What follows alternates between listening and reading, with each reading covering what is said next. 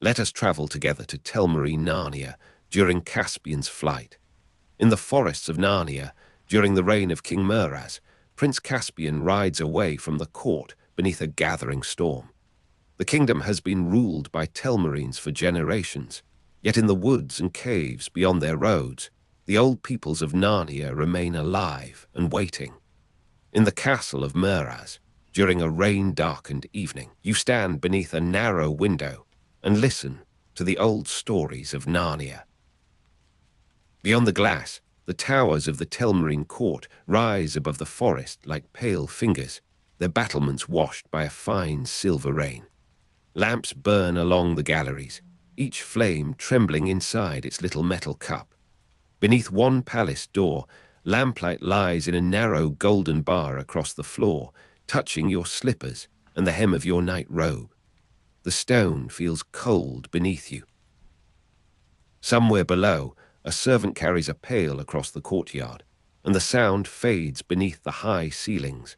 There is the faint smell of dust in old books, though no book is open nearby. The castle seems to remember things that its living inhabitants have tried to forget. In the hush, the name Narnia moves softly through the room. You are Prince Caspian, nephew of King Miraz, and the castle is your home because your father is dead. Your uncle's elder brother, Caspian the Ninth, once wore the crown, but his reign ended before you could remember his face. Since that time, Miraz has ruled in his place, and you have been kept at his court as heir to the throne.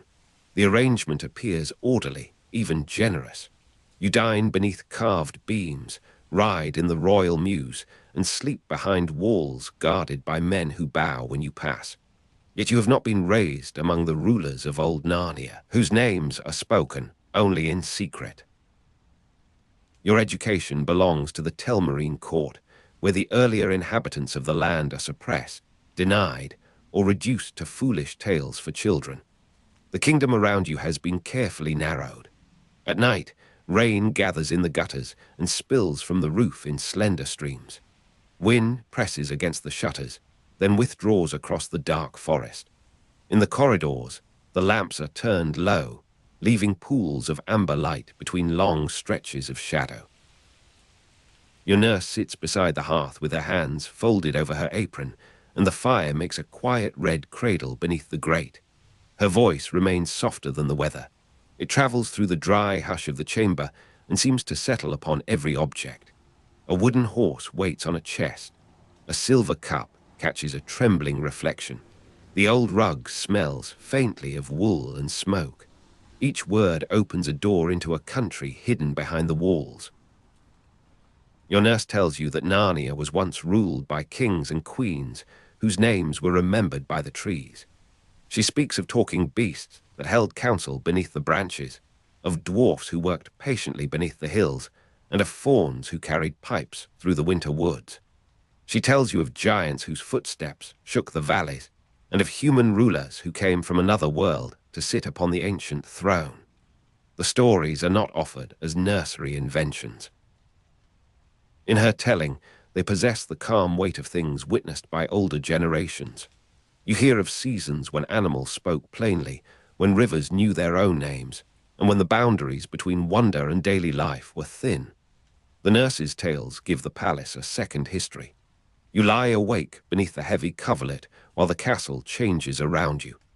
The chamber door stands closed, but light gathers beneath it in a thin, steady line. Beyond the wood, two guards murmur beside the stair. Their voices rise and fall without words that you can understand. Rain begins against the high windows, first as scattered taps, and then as a soft, continuous brushing. The sound covers the faint creaking of the rafters. Your fingers rest against the rough weave of the blanket. The fire has gone low, and the air smells of cooling ash. From somewhere within the walls comes a tiny metallic knock, followed by silence. In that silence, the talking beasts seem nearer than the guards. The nurse's stories make the palace itself uncertain. A carved lion on a stair post appears almost ready to turn its head. The antlers above the great hall seem to belong to a creature that has only just become still. When you cross the courtyard, You imagine roots pushing beneath the paving stones, searching for the older forests described beside the fire. The names of forgotten rulers settle into your thoughts. Kings and queens, dwarfs and fauns, giants and beasts. They are half-remembered names, yet they feel more spacious than the titles spoken at court. The Telmarine banners hang heavily from the walls, bearing devices of ships, swords, and crowned leopards. Behind them, you sense another country, hidden under paint and stone. King Muraz hears of these lessons, and his displeasure enters the nursery before he does. One afternoon, while the sky hangs white over the palace roofs, the nurse is summoned to the council chamber. You wait outside beside a pillar polished smooth by generations of hands. Through the thick door comes the low movement of voices. Muraz speaks with the measured authority of a king who expects obedience. The nurse answers once quietly. Then a chair scrapes across the floor and the door opens. Her face is pale, but her hands remain folded as before. Muraz dismisses her because she has taught you about old Narnia, and because he does not wish the heir to hear that Telmarine rule rests upon a buried past. The following morning, her room has been emptied.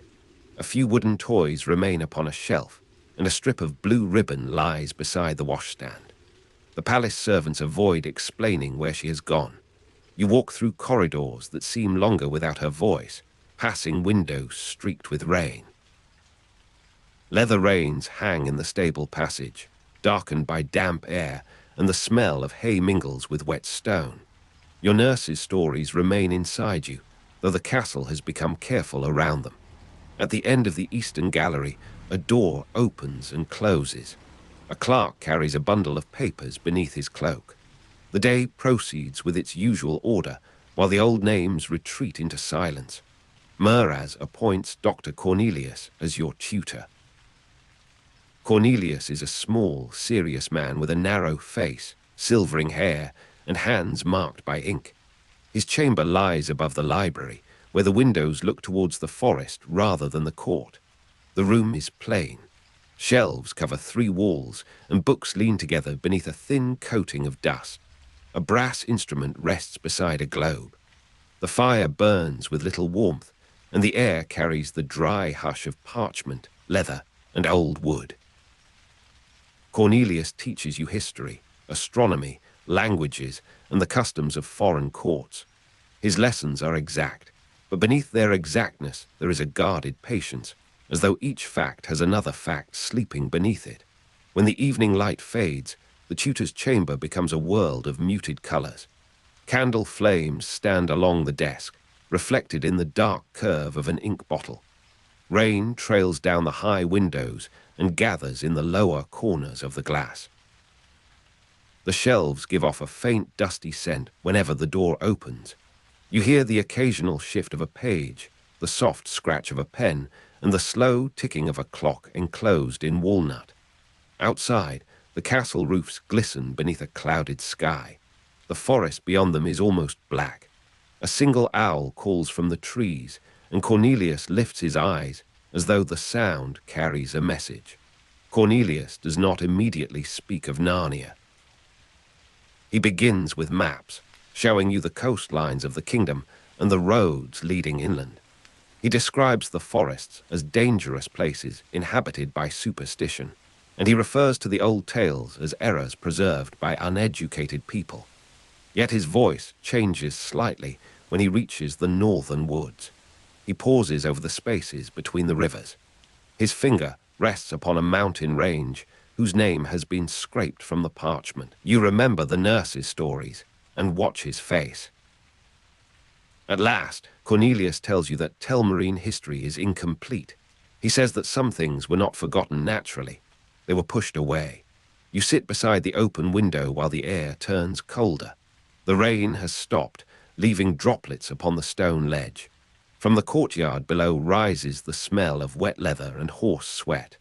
A groom leads 2 horses beneath the archway, their hooves ringing against the paving. The reins creak as they pass. Far above, a loose shutter taps at intervals, regular as a quiet clock. Cornelius closes one of his books and places both hands upon its cover. Dust clings to the raised lettering along the spine. In the fading light, his face looks older than it did that morning. The castle has not changed. Your understanding of it has begun to change. Cornelius is secretly half Telmarine and half dwarf.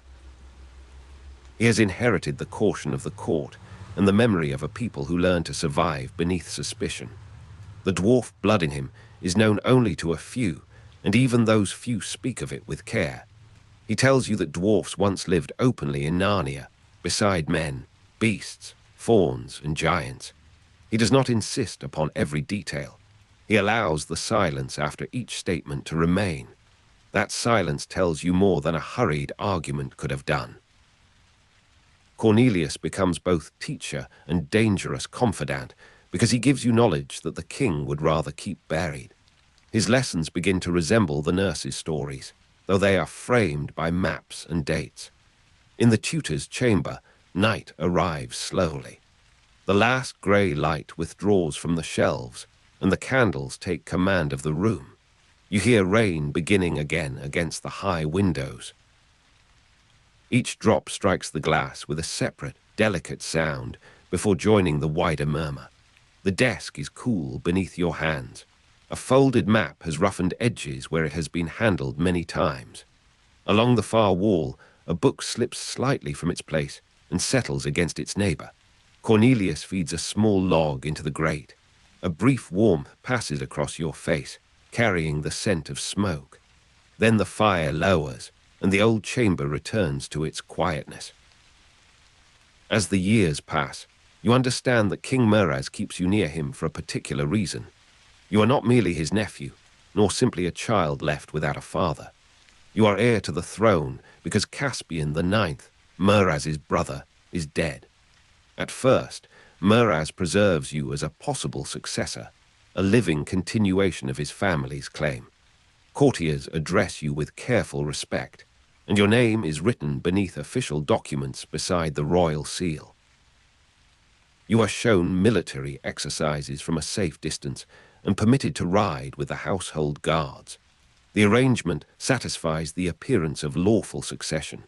Yet Miraz's attention remains cool and measured, like a hand testing the edge of a blade. You ride through the palace grounds on mornings when the rain has passed and the paths shine beneath a pale sky. Leather reins lie firm beneath your fingers. The horse's breath rises in soft clouds, and its hooves press dark marks into the gravel. Along the walls, moss grows in the seams between the stones. Guards watch from the towers, their cloaks still damp at the shoulders. The forest beyond the moat stands silent, each branch holding beads of water. Somewhere among those trees, Cornelius has told you, traces of old Narnia remain. You do not see talking beasts or fauns. You see only fern, bark, shadow, and the long silver road of water running towards the valley. The court changes when Miraz marries Prunaprismia. She enters the palace with a small household and a wardrobe of rich green cloth. Her voice is soft, but her presence fills the rooms around her. The marriage gives Miraz a queen and the possibility of a son. For a time, nothing seems different. You continue your lessons with Cornelius, dine among the younger nobles, and appear at ceremonies beneath the great banners. Prunaprismia watches you with a calm attention that does not become affection. Miraz remains courteous in public. At private meetings, however, the question of succession begins to move through the court like a draft beneath a door. A child of Miraz and Prunaprismia would alter everything. In the Queen's apartments, the air smells of rosewater, wool, and rain-damp curtains. Tall windows look over the inner court, where water gathers in the grooves between the stones. Lamps burn behind coloured glass, giving the walls a soft amber and blue appearance. A cradle is prepared before any child has arrived. Tiny garments lie folded beside a silver basin. Servants move carefully, their shoes making almost no sound upon the rugs. You pass the doorway once with Cornelius and feel the atmosphere change as you approach. The room holds an expectation that seems almost physical. It presses gently against your chest. Beneath the door, light stretches across the corridor, touching your shadow before withdrawing again. When Prismia gives birth to a son, the news travels through the castle before sunrise. Bells sound from the eastern tower, and servants hurry along the galleries carrying covered trays. Muraz's child is announced as a blessing for the Telmarine line. The court gathers around the new prince, and your position changes overnight. You are no longer a convenient successor held in reserve. You are an obstacle to Muraz's dynastic plans. The king now has a son of his own, and the existence of an older nephew stands between that child and the throne. No decree is issued. No accusation is made. The alteration lies in glances, pauses, and the sudden disappearance of invitations. Morning light enters through the high windows in a thin, colorless wash. The castle smells of wet stone and extinguished candles. From the lower hall comes the muffled movement of preparations for a feast. Silver plates touch one another. A servant drags a bench across the floor. In the stable passage, leather reins knock gently against a wooden peg as the horses shift in their stalls. You stand near the library door and watch rain slide down the glass. The drops gather, join, and fall in crooked paths. Cornelius arrives without his usual books. His cloak is fastened high beneath his chin. He looks towards the empty gallery before speaking your name. Cornelius has learned that Muraz intends to remove you. The king's purpose is not explained to the court, but the means are already being arranged. A hunting accident, a fever, or a fall from a tower could provide a quiet ending. Cornelius understands the danger because he has observed the movements of men who believe themselves secure. He waits until the castle is asleep before warning you. The message reaches your chamber after midnight, carried by a servant who leaves without meeting your eyes. You open the door and find Cornelius standing beyond it, with one candle shielded beneath his cloak. His expression is grave. His voice is scarcely louder than the rain. The corridor lies almost empty. Lamps have been lowered, and their flames tremble inside narrow metal brackets. A thin line of light rests beneath a palace door farther along the passage. It illuminates the toe of a guard's boot, though the guard himself remains hidden. You hear the distant turning of a key, followed by the soft settling of wood. Cornelius raises one finger, asking for silence. Cold air moves through the stonework and touches your face. The floor feels uneven beneath your bare feet. Beyond the walls, rain gathers against the high windows in a steady whisper. The sleeping castle seems immense, with staircases descending into darkness and rooms whose occupants will never know that you have passed. Cornelius tells you that you must leave before Muraz can have you killed. The words are simple, but their meaning spreads through the chamber like cold water. He has prepared a way out through passages known only to the older servants. He cannot remain beside you. His own presence would expose the plan, and his knowledge of the forbidden histories would make him another target. You listen while he explains the route, down the narrow stair, across the lower gallery, through the stable yard, and beyond the outer walls. Somewhere outside, a horse waits with leather reins already fastened. The forest lies beyond the road. There is no promise of safety, only the possibility of reaching it. Your chamber is dim behind you. The bed stands beneath its canopy, the coverlet turned down, as though you might return before dawn. A small fire has died in the grate. The air has the dry, faintly dusty smell of old wood and folded cloth. Cornelius carries a lamp whose light touches his sleeve, the wall, and the first 3 steps descending into darkness. Your hand rests upon the cold banister. It has been polished by countless palms, yet the grain remains visible beneath the smooth surface. From the queen's wing comes no sound. The newborn prince sleeps somewhere beyond those doors, surrounded by servants and guarded by the future of the kingdom. You descend with Cornelius through the sleeping castle. The stair is narrow enough that your shoulder brushes the wall. Dust gathers along the inner edge of each step. Once, somewhere above, a door opens. Cornelius shields the lamp, and you wait in darkness while a servant crosses the gallery. The footsteps fade. You continue downward. At the bottom, a passage leads behind the kitchens, where the stones are warm from the ovens. Ash lies in a shallow line beside the wall. A copper pan reflects the lamp in a dull oval. Through a barred window, you glimpse rain shining upon the courtyard. The castle's familiar rooms have become a maze of danger. In the lower passages, every object seems to possess a distinct sound. A hinge gives a low complaint. Water moves within the walls. A chain shifts upon a hook and then grows still. Your clothing brushes against the rough stone whenever the passage narrows. Cornelius's lamp casts a small circle, leaving the ceiling and corners untouched. The smell of ashes gives way to damp earth as you approach the stable yard. Rain has entered beneath the door and darkened the threshold. Beyond it, horses breathe in the blackness. Their warm scent rises through the cold air. Leather reins hang from the stalls, soft and worn beneath your fingers. Cornelius opens the stable door, and the night receives you. Rain touches your hair and gathers along the shoulders of your cloak. The yard glimmers beneath the clouded sky. Water runs down the steps in narrow streams, slipping between the stones. A horse waits beneath the archway, its head lowered, its coat dark with moisture. You place one hand against its neck and feel the quiet strength beneath the wet hair. Cornelius gives you the reins. His fingers remain there for a moment, resting over yours.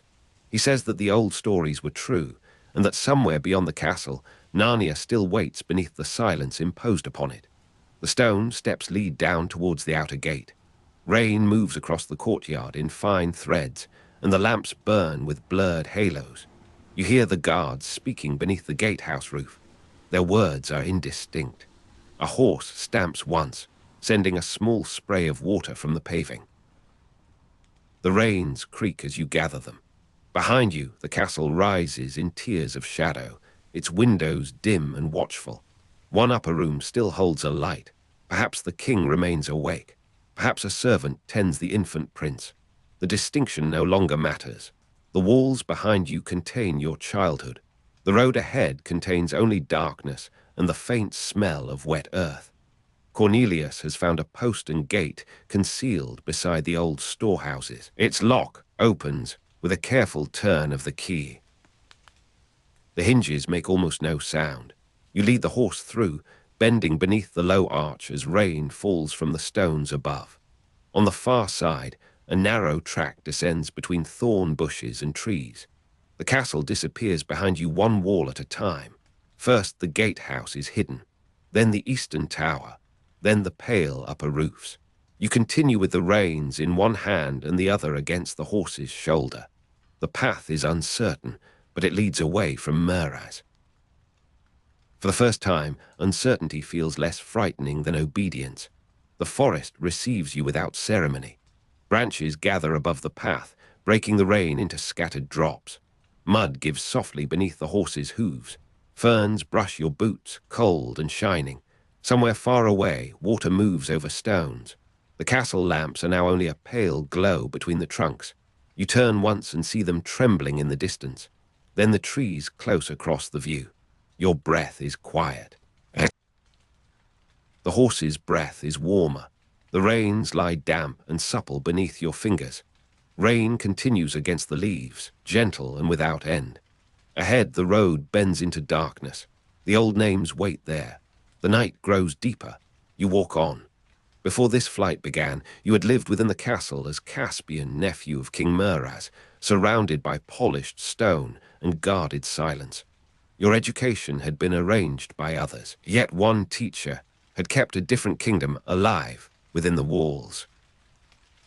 Dr. Cornelius had taught you letters, histories, astronomy, and the cautious language required beneath a suspicious king. Your horse moves carefully over the wet ground, and the castle disappears behind branches crowded with rain. The night air carries the fragrance of dark soil, crushed leaves, and bark loosened by the weather. Water gathers along the horse's mane, falling in slow threads beneath the faint light. Each hoof presses into the softened road with a dull, patient sound. The reins remain damp beneath your hands, while the saddle leather gives a small creak whenever the animal turns. Somewhere beyond the forest, the castle keeps its lamps burning. Somewhere nearer, a stream passes unseen among stones. Earlier that evening, Dr. Cornelius had closed the shutters of his chamber, one after another, until the room belonged entirely to candlelight. The last narrow view of the castle courtyard vanished behind dark wood, and the doctor stood with his hand resting upon the latch. You had seen him often as a careful tutor, speaking softly beneath portraits and choosing every historical phrase with deliberate restraint. Now his shoulders seemed older, and his expression held none of its usual academic reserve. For the first time, Cornelius spoke plainly about the kingdom Meraz governed. Candle smoke drifts towards the ceiling in a thin grey ribbon, mingling with the warmer scent of wax and the dry odor of parchment. Beneath your fingertips, the table feels uneven where generations of ink have darkened its surface. A brass instrument rests beside the open books, its curved arms catching stray points of light from the flame. The chamber is quiet, except for the slight movement of the shutters and the distant stirring of night wind through a corridor. Beyond the closed door, guards pass at intervals, their footsteps softened by carpets and thick stone. Cornelius had told you that the old stories were not merely nursery tales, though the court treated them as harmless inventions. They described a time when Narnia had been ruled by kings and queens from another world, rulers whose names had become dangerous because they challenged Telmarine authority. You had heard the names Peter, Susan, Edmund, and Lucy in fragments, as if they belonged to a dream remembered by servants. Cornelius gathered those fragments into a history and placed it before you like a lamp protected from the draught. The pages open beneath a calm pool of amber light, and their edges lift whenever hidden air moves across the room. Dust lies in the folds of an older map, carrying the faint smell of linen, leather, and long quiet cupboards. The candle flame bends slightly, recovering its upright shape before the next current reaches it. Along the walls, the shadows of shelves and instruments stretch towards one another. A little soot marks the chimney stones, while the brass of the astronomical devices remains bright where careful hands have polished it. Cornelius knew that the Telmarines had taken control of Narnia generations before your reign could ever begin. They were human settlers descended from pirates who had entered Narnia from the west, crossing through places where the old boundaries had weakened. Their descendants built castles, established roads, and declared their own account of history, the only reliable one. The Conquest had not erased the older peoples, but it had driven them into forests, mountains, caves, and distant valleys beyond settled authority. Some remained hidden, some had been displaced, and some were hunted. Cold air slips beneath the door and moves across your face, carrying the mineral scent of rain against the outer walls. The castle stones hold the day's chill, and the floor gives a faint hardness through the soles of your boots. From somewhere below, a chain settles against a pulley with a muted iron knock. The corridor beyond the chamber seems longer than before, its darkness broken by narrow pools of lampglow. Beneath the candle smoke, you can still sense the green smell of wet leaves beyond the shutters. In the settled parts of the kingdom, talking animals had become rare enough to be dismissed as childish inventions. The Telmarine world admitted only what could be measured, taxed, guarded, or placed within written law. Yet centaurs, dwarfs, fauns, giants, and other beings survived beyond Telmarine authority. Their absence from court did not prove their disappearance, and their silence did not mean that memory had failed. Cornelius taught you to understand the empty spaces in official histories, because forgotten peoples often remained present just beyond the boundary of the map. The map lies broad and pale beneath your hands, with folds worn smooth by repeated opening. Its rivers appear as faded blue threads, and its mountains rise in brown strokes beneath dust gathered over many years. The candle casts a trembling crescent across the western coast, where the first Telmarine settlers had entered Narnia. Beyond the marked roads, the parchment becomes uncertain and pale. Tiny flecks of sand cling to the lower edge, while a cool draft passes over the surface and stirs one loose corner. When Cornelius spread the map across the table, you saw that the kingdom beyond the court was larger and older than the Telmarine world admitted. The castle, the capital, and the cultivated valleys occupied only a narrow portion of Narnia. Roads ended at forests that had never accepted the king's surveyors, and mountains stood beyond the authority of royal messengers. In those blank spaces, the old people still possessed their own memories. The map did not speak of them openly, yet its silence seemed more truthful than the court's certainty. A droplet falls from the edge of a shutter and darkens the parchment near the northern hills. The wet mark spreads slowly into the fibers, softening a line that once separated one province from another. The smell of ink grows stronger whenever the candle gutters, releasing the scent of oil and charred wick. Your sleeve brushes the table, disturbing a fine layer of dust that glimmers briefly in the light. Outside, night wind moves through the corridor beyond the chamber, entering and leaving with the patience of breathing. Cornelius explained that official forgetting was not a passive accident within the Telmarine kingdom. The court had inherited a power that depended upon the past being narrowed, softened, and finally denied.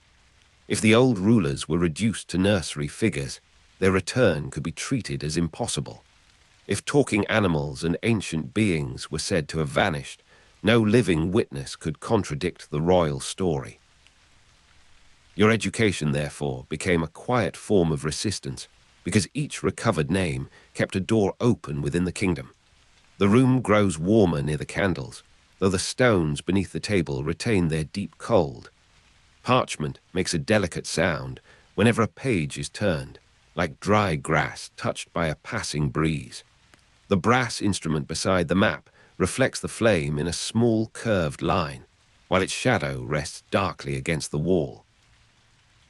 A trace of rainwater has entered beneath the shutters, leaving a narrow shine along the sill. In the distance, a door closes so softly that the sound seems to belong to the weather. Cornelius then spoke of the sky, where a rare conjunction of planets had appeared above Narnia.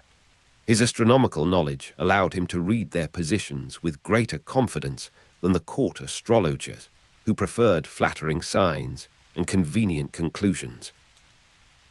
The planets had drawn close in a pattern that old records associated with changes in the kingdom.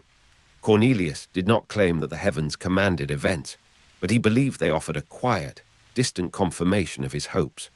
The signs, he told you, favored the return of the old rulers. Above the castle, the clouds have thinned into uneven veils, revealing small areas of dark sky.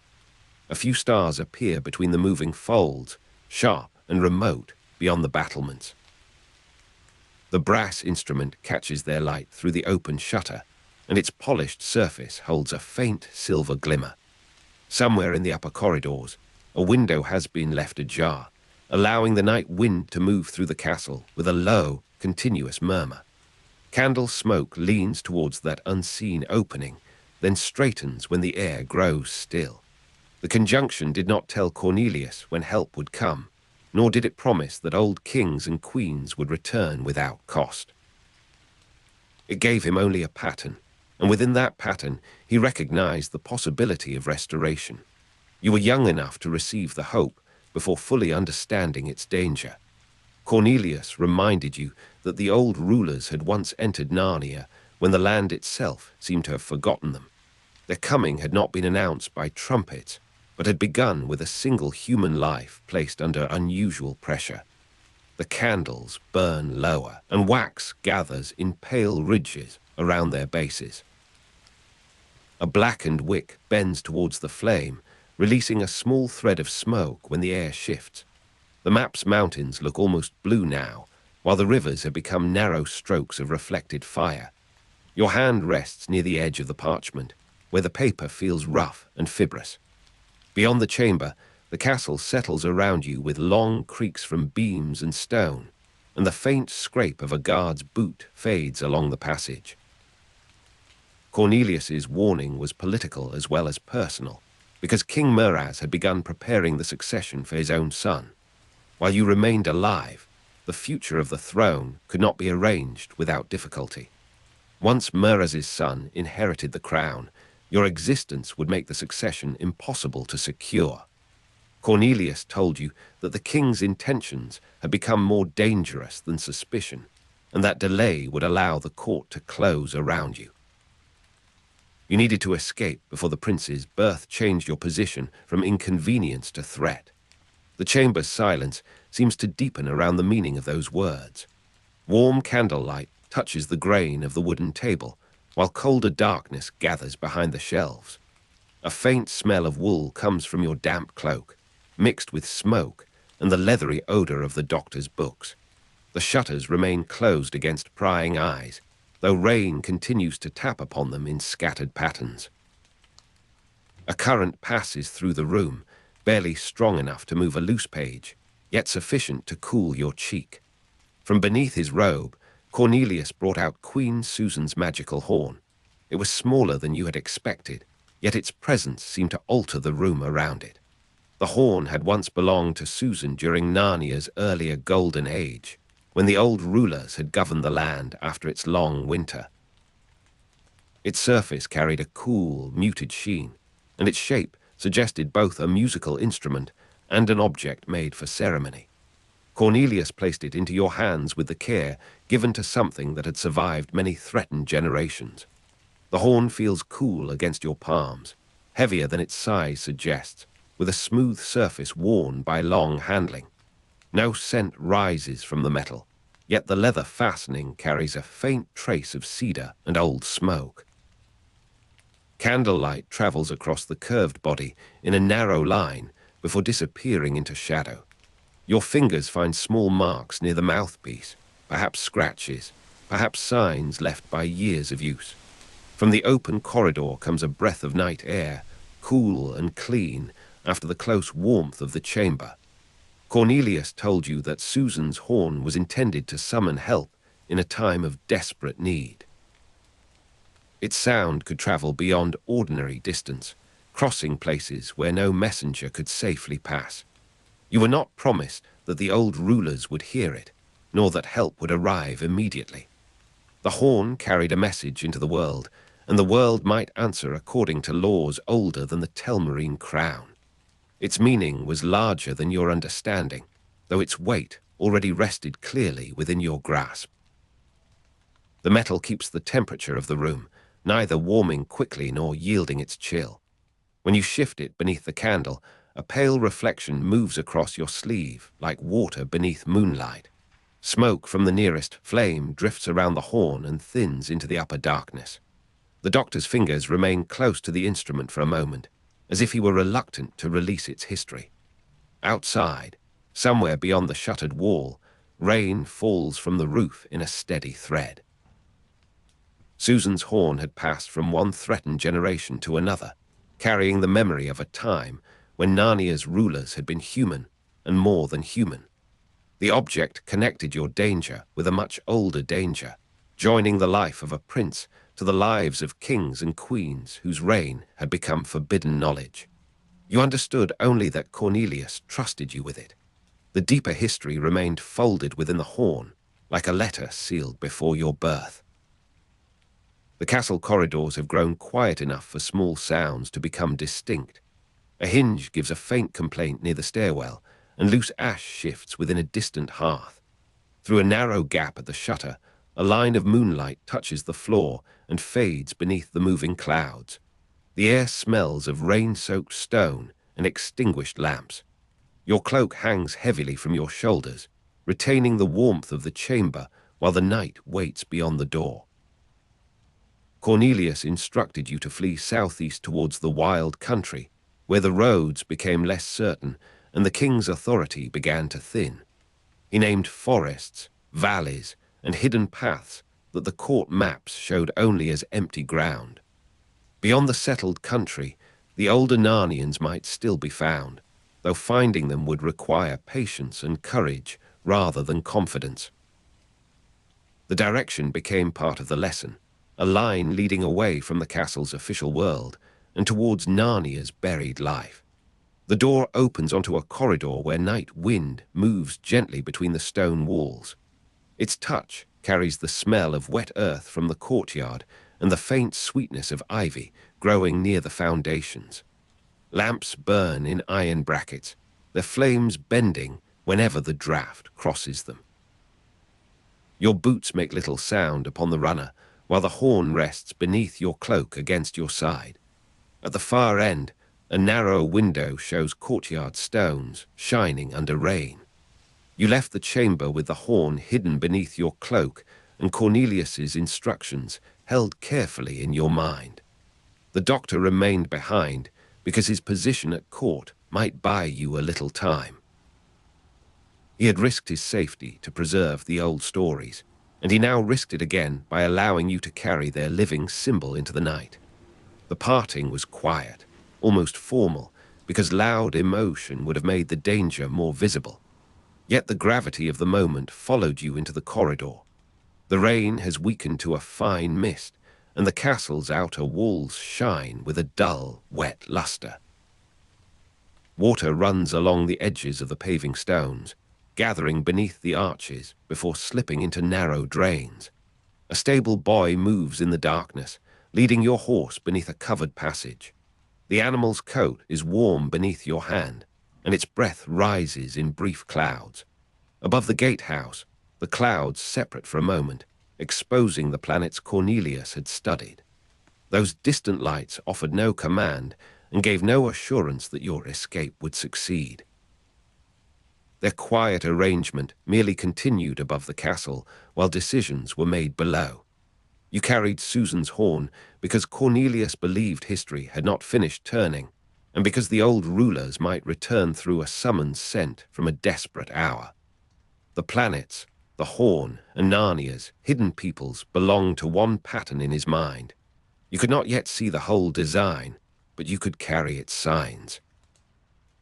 The stable smells of straw, damp leather, horsehair, and the clean bitterness of rain entering through the open side. A lantern hangs from a beam, moving slightly whenever the wind reaches beneath the roof. Its glow touches the animal's flank and leaves the rest of the stable in warm shadow. The saddle is firm beneath your hands, while the reins feel supple and newly oiled. Beyond the covered passage, water drops from the eaves in a patient rhythm, marking the seconds before departure. You mounted in silence and turned the horse towards the gate. The castle walls rose on either side, holding the darkness above you like a narrow valley of stone. Behind those walls, Meraz's court continued its guarded life, unaware that its official history had begun to loosen. Ahead lay the southeast road, the wild country, and the uncertain company of beings whom the Telmarines had failed to erase. You were Caspian, still a prince of the settled kingdom, yet already carrying the first burden of another Narnia. The gate opens with a deep wooden movement, followed by the slow clatter of iron fittings. Cold rain touches your face as the horse steps onto the outer road, and the castle lamps recede behind the curtain of weather. Hoofbeats strike the stones, then soften where the road becomes mud. The horn rests against your ribs with a cool, steady weight. From the walls above, a watchman speaks to another in a low voice, and their words vanish beneath the wind. You ride away carrying an object whose meaning you understand only partly. Susan's horn is a promise, a warning, and a memory preserved in metal. It belongs to the golden age, to the old rulers, to the desperate hour described by Cornelius, and now to your uncertain flight. The horn passes from Susan to you across generations that the Telmarine court has tried to separate. Its history travels beneath your cloak, while the road carries you farther from Meraz. The castle walls fall behind, and the rain-dark country opens gradually around the road. Trees gather on either side, their branches bending under water and brushing one another with a soft, irregular rustle.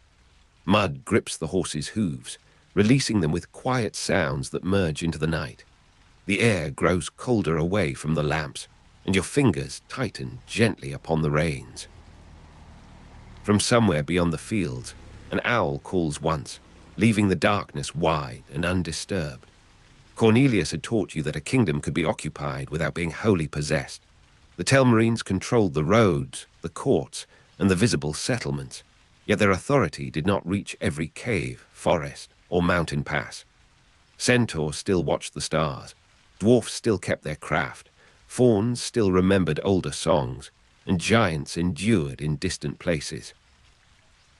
Talking animals had become rare near the castle, but rarity was not extinction.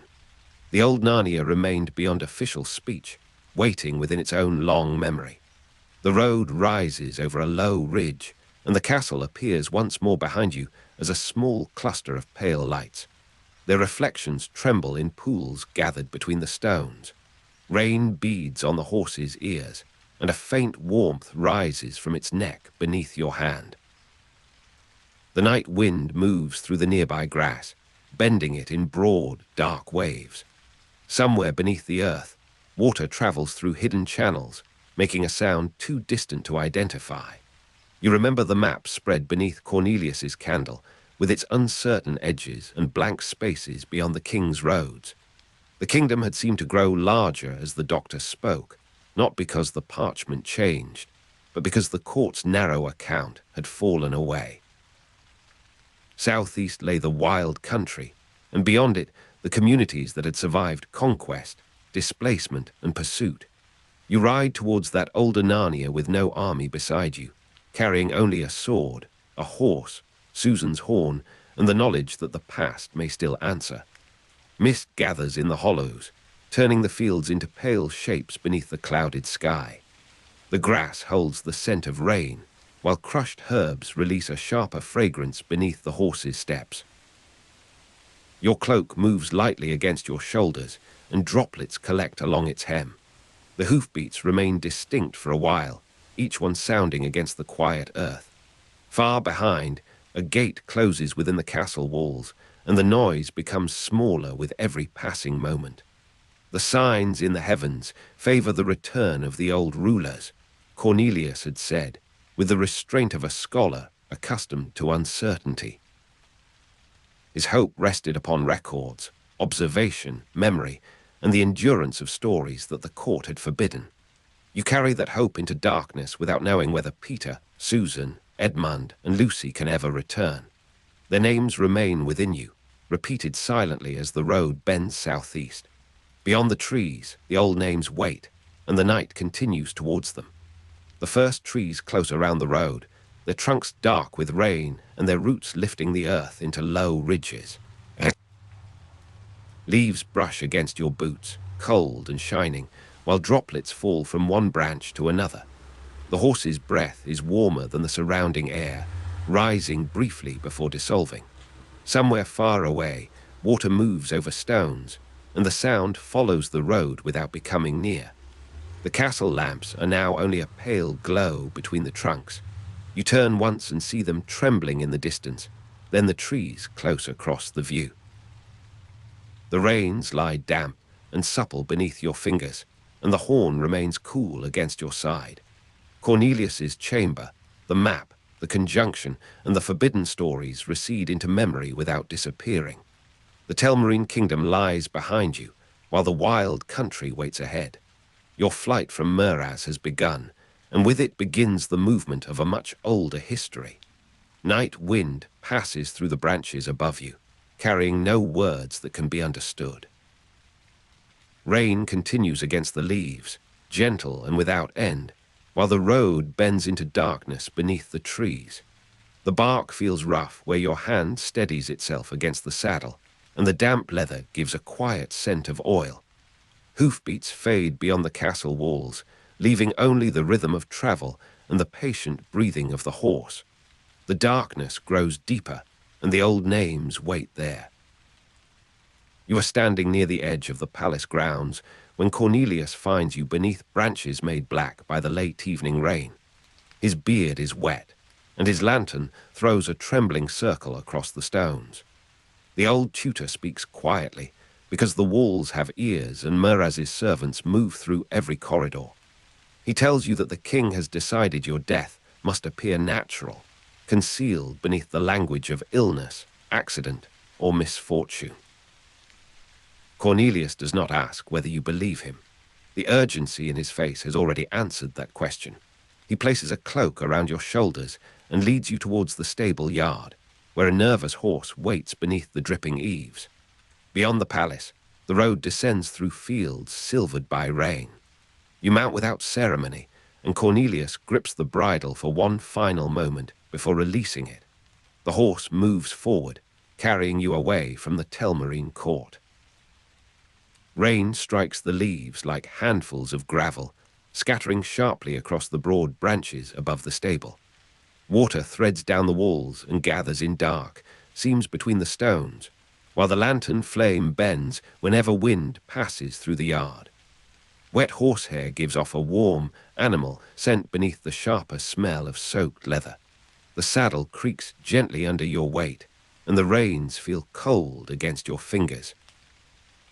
Behind you, the palace windows glow faintly through the rain, each one a small square of guarded light. Ahead, the road lies open beneath the trees, shining like a narrow ribbon. The horse lowers its head and breathes heavily, patient yet uneasy. Its hooves strike the flooded ground with soft, regular sounds, and the darkness receives you without protest. For time, you ride along the familiar road towards the northern hills, keeping the horse at a steady pace. The fields gradually disappear, replaced by hedges, steep banks, and stands of alder whose branches close above you. Cornelius's warning remains clear in your thoughts, though the words seem to move farther away with every mile.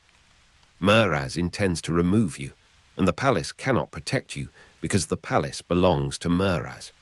You turn towards the mountains and forests, leaving the main road whenever it passes too near a village or watchtower. The horse follows narrow tracks between wet stones, while the court's distant lights vanish behind folds in the land. You are no longer traveling as a prince accompanied by guards and heralds. You are a frightened horseman moving alone beneath a restless sky. The route bends into thicker woodland, where the branches gather overhead and the rain becomes a ceaseless whisper. Leaves receive the water in layers, so that each drop first taps the upper canopy before descending among the lower boughs. The sound rises and falls around you, sometimes sharp as thrown pebbles, sometimes softened into a long, murmuring wash. Mountain mud clings to the horse's legs and gathers in heavy ridges along the edges of your boots. The earth is dark, yielding, and rich with the smell of roots disturbed by hooves. Every so often, a pale opening appears between the trees, showing distant slopes veiled in cloud. Those grey heights seem to draw you onward, although the road beneath them has grown uncertain. Your cloak grows heavier as rain enters its wool. Water gathers at the ends of your hair, slips along your neck, and disappears beneath your collar. The horse's breath rises in faint clouds whenever the path climbs. Before midnight, the storm overtakes you, arriving from the west with a sudden deepening of the sky. Wind passes across the forest in long movements, bending the highest branches while the trunks remain still. Lightning reveals the road in broken flashes, showing flooded hollows and stones hidden beneath the water. Thunder follows slowly through the mountains, rolling from ridge to ridge until you can no longer distinguish one sound from another. You try to turn the horse towards a lower track, but the animal shies from a fallen tree and pulls hard against the reins. Your hand slips, and the bridle jerks through your fingers. The darkness closes again before you can recover your direction. Branches strike the saddle, and then the horse stumbles on the steep ground. A sudden movement beneath its hooves throws you into the mud. For several moments, the world consists only of rain, darkness, and the violent rhythm of your own breathing. You lie among wet stones, unable to decide whether the sky or the earth has struck you.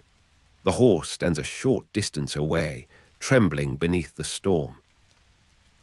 Its wet coat shines whenever lightning opens the darkness, and its reins drag across the ground.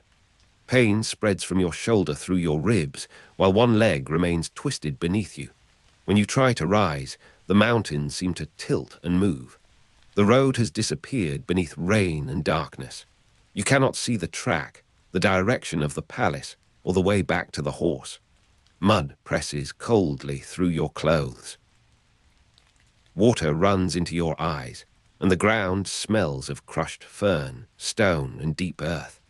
At last, you manage to crawl beneath the shelter of a jutting rock. There the rain reaches you in slanting threads rather than as a solid curtain.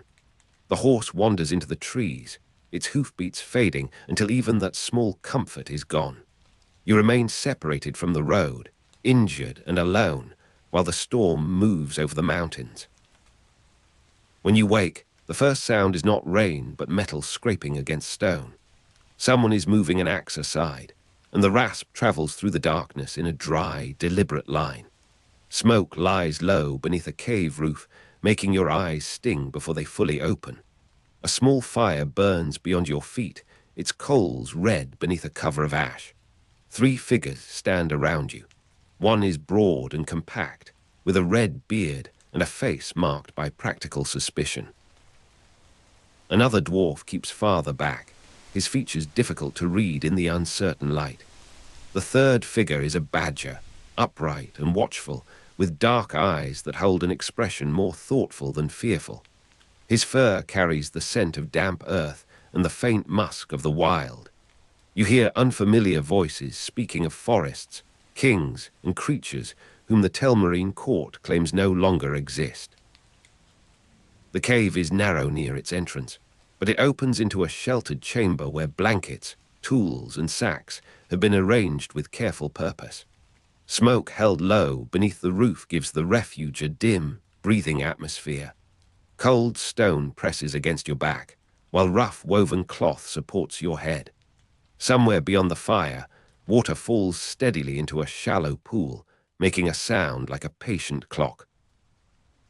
Badger musk mingles with damp earth, old ashes, and the mineral chill of the cave walls.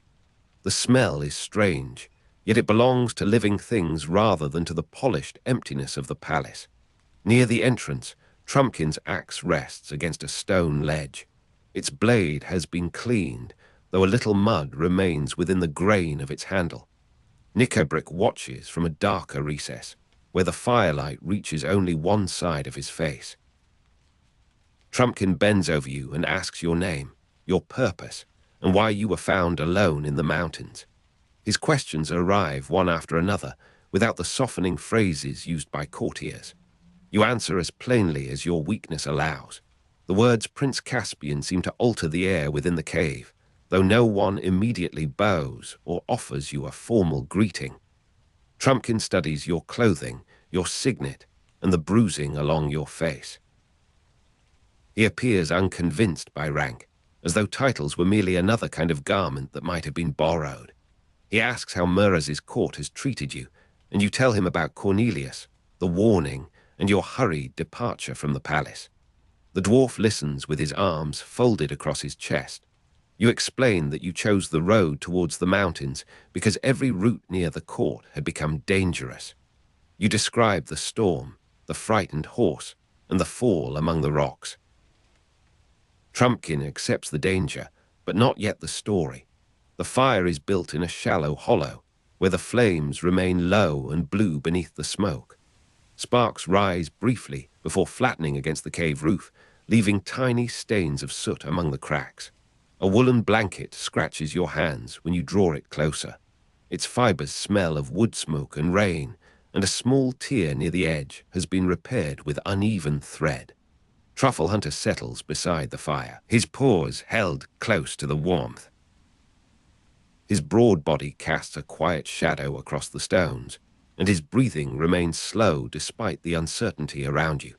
Knickerbrick does not approach.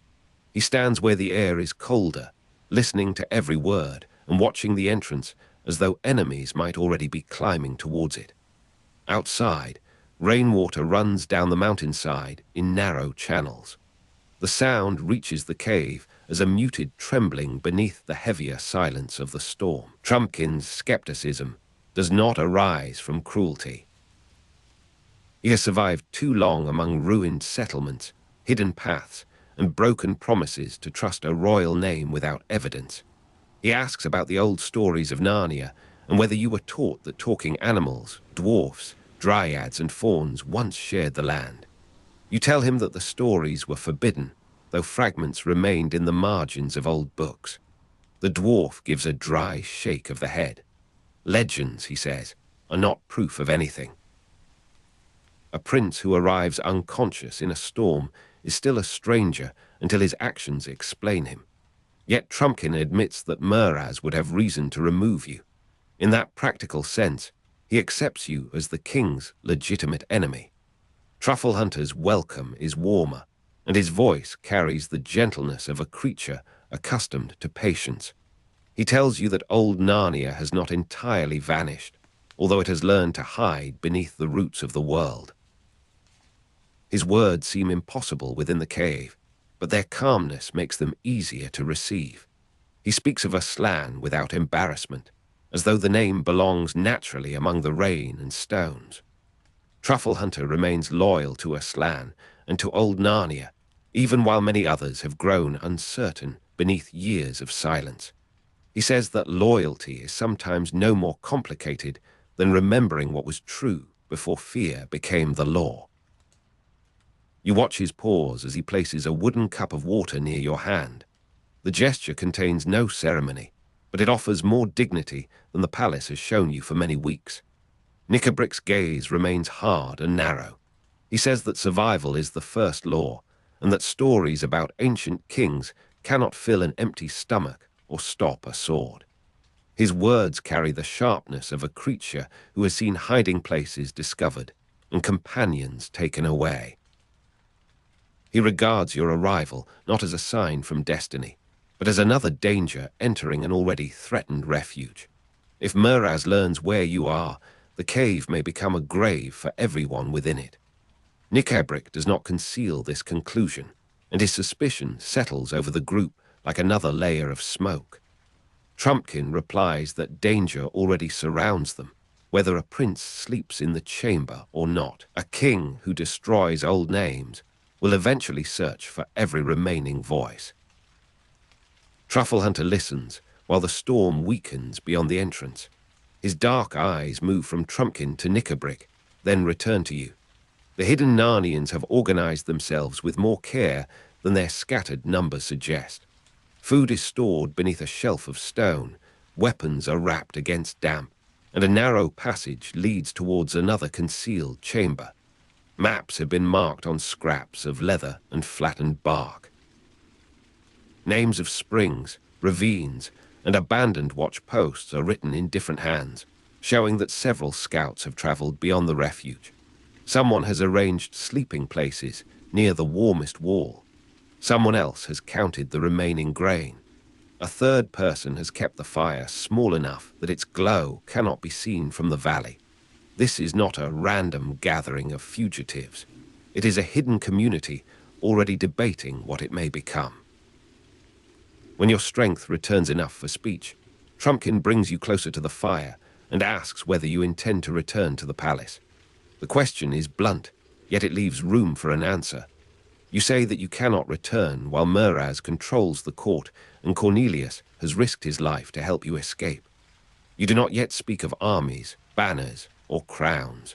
Your first contact with the old Narnians is therefore made in weakness rather than command. You cannot stand without assistance, and the hands supporting you belong to creatures whom your tutors said were extinct. Trumpkin notices the uncertainty in your face. He tells you that a prince who expects obedience will find little of it in a cave. You answer that you have no strength to demand obedience. For the moment, you need shelter, and they must decide whether sheltering you is worth the cost. Rainwater drips from a crack in the cave roof, striking a shallow bowl with a soft metallic note. The sound repeats at uneven intervals, sometimes close together, sometimes separated by long stretches of quiet. The smoke thins as the fire settles. Beneath it, the air carries the scent of damp wool and singed twigs, while the cave walls remain cold enough to draw warmth from your shoulders. Trumpkin's boots leave dark marks across the stone floor. Knickerbrick's claws make almost no sound when he shifts his position near the shadows. Trufflehunter's fur is rough where rain has dried upon it, and small grains of sand cling to the lower edges of his coat. The badger's presence gives the chamber a solid, earthbound quality. Beyond the entrance, a raven calls once from the trees and receives no answer. The mountains keep their own counsel beneath the passing storm. The conversation turns towards the next move, because no refuge remains safe for long. Trumpkin suggests sending scouts towards the western valleys, where the Telmarine patrols are fewer. Knickerbrick argues that the prince should be hidden farther underground or delivered to creatures who would use him against Meraz. He does not speak from loyalty to your bloodline. His reasoning follows the harsh logic of survival. A royal fugitive may become a shield, a bargaining piece, or a cause that draws enemies away from smaller and weaker companions. Trufflehunter asks whether survival without hope is enough. Knickerbrick replies that hope has often served kings better than it has served the hunted. Trumpkin turns towards you and asks whether you understand what your presence means. You tell him that Meraz will search for you, and that any attempt to find you may expose every hidden Narnian settlement. For the first time, the cave feels like a court. The chamber contains no throne, polished floor, or line of waiting attendants. Its courtly qualities arise from the arrangement of people around a difficult decision, and from the weight given to a single uncertain future. Trumpkin stands beside the fire as though guarding a council table. Knickerbrick remains among the shadows, offering objections that prevent comfort from becoming carelessness. Trufflehunter sits near you, steady and attentive, while the others wait for his judgment as much as they wait for yours. Their authority is informal, earned through endurance rather than inherited through ceremony. You begin to understand that old Narnia has not disappeared entirely. It has become smaller, quieter, and more deliberate, preserving its customs in places where the Telmarine world cannot easily reach. The cave shelters a fugitive, but it also shelters memory. Around you, the first small court of a returning Narnia gathers in smoke and darkness. By morning, the storm has moved beyond the mountains, leaving the forest washed and heavy with water.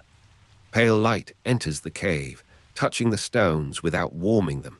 Trumpkin has chosen to keep you hidden until your injuries improve. He says that the road will be watched, the villages questioned, and every stable searched for signs of your horse. The animal is not found. Its tracks vanish among flooded ground and broken branches, and no one can tell whether it returned towards the lower valleys or climbed farther into the hills. You remain with the fugitives, listening while messengers carry news through the concealed passages. Their voices are low, but the meaning is clear. A solitary escape has become a shared danger. A prince fleeing for his life has become a reason for scattered survivors to gather. Trufflehunter speaks again of Aslan. Trumpkin listens without commitment, and Knickerbrick listens with open distrust. Morning leaves the cave in a grey half-light, with wet leaves shining beyond the entrance like pieces of dull glass. Water drops from the branches in slow succession, striking stones and exposed roots. The mountain air is clean enough to taste, though the cave retains its sense of smoke, badger musk, and damp earth. Cold stone surrounds the warmth of the fire without yielding to it. A spider repairs its web between two cracks in the rock. Its threads tremble whenever wind enters, then become still as the air settles. The blankets are folded near the wall, and the wooden cups have been rinsed in a shallow stream. Small acts of order continue around you, even while the larger future remains uncertain. Somewhere beyond the trees, a woodpecker begins its patient tapping. Trumpkin returns with news that several old Narnians are willing to hear your account. He warns you that they will not be impressed by ceremony, and that each person has lost something beneath Meraz's rule. You speak of Cornelius, whose warning gave you the chance to escape. You speak of the palace, the secret histories, and the old names forbidden in the schools. You say that Meraz intends to keep power by removing every claim that might challenge him. The words are simple, but they make the scattered fears of the cave appear connected. Trumpkin asks whether you desire the throne for its authority or because Meraz has made peaceful life impossible. You answer that the distinction has become difficult, since your survival now depends upon opposing him. Nickebrick says that motives matter less than outcomes. If you can draw soldiers away from hidden families, you may be useful, whether or not your heart is noble. Truffle Hunter does not rebuke him. He says only that usefulness and goodness need not be enemies. The cave grows busier as the day advances. Dwarfs arrive through the narrow passage, carrying bundles of herbs, wet firewood, and information gathered from the surrounding valleys. A faun appears briefly at the entrance, his face hidden beneath a hood. He speaks with Truffle Hunter, leaves a sack of grain, and disappears before the light changes. You hear the names of distant places spoken in whispers.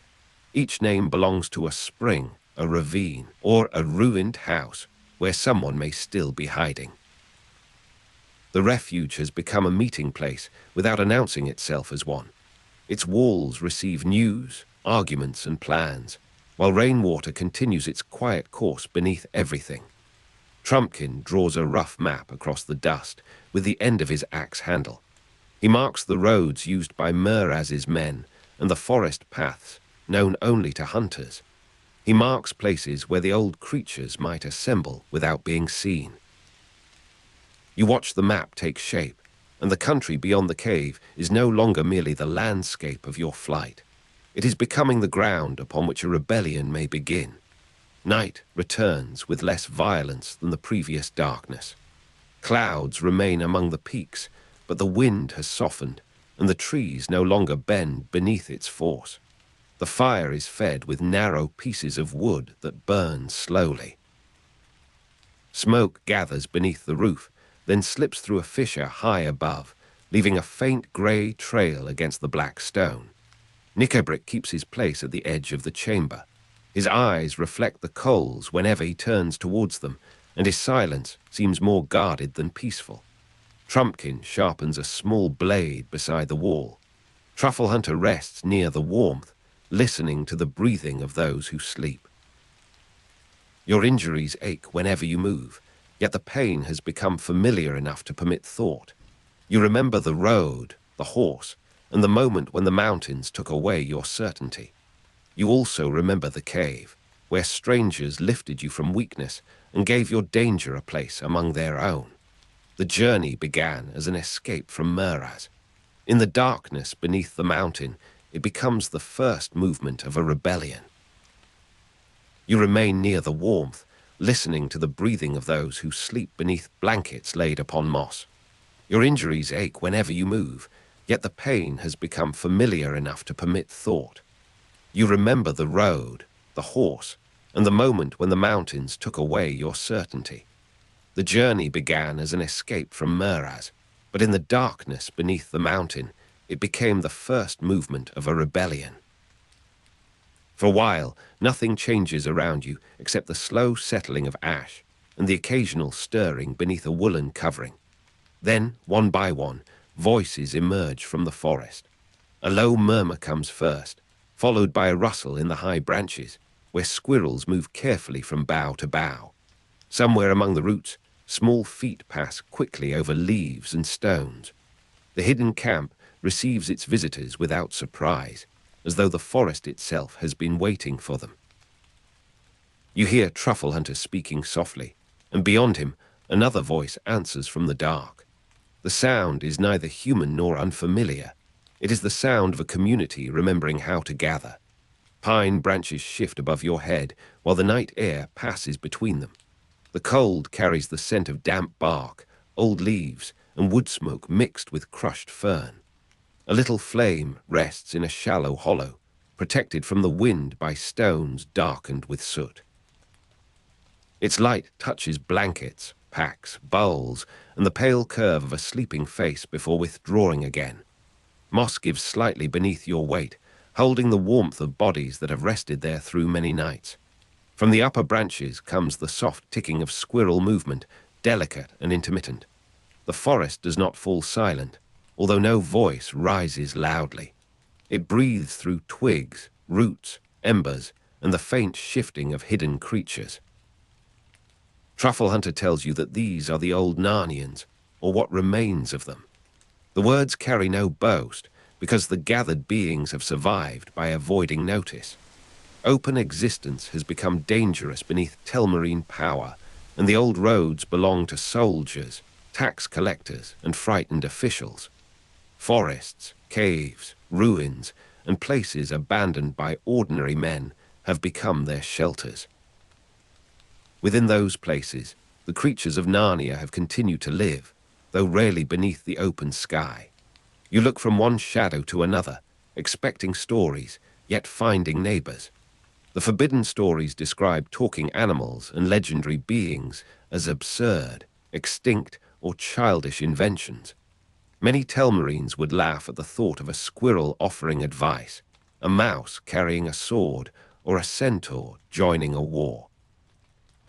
Here, beneath the trees, those impossible things stand close enough for you to hear them breathing. The darkness beyond the fire is thick with branches, but the branches move with quiet purpose.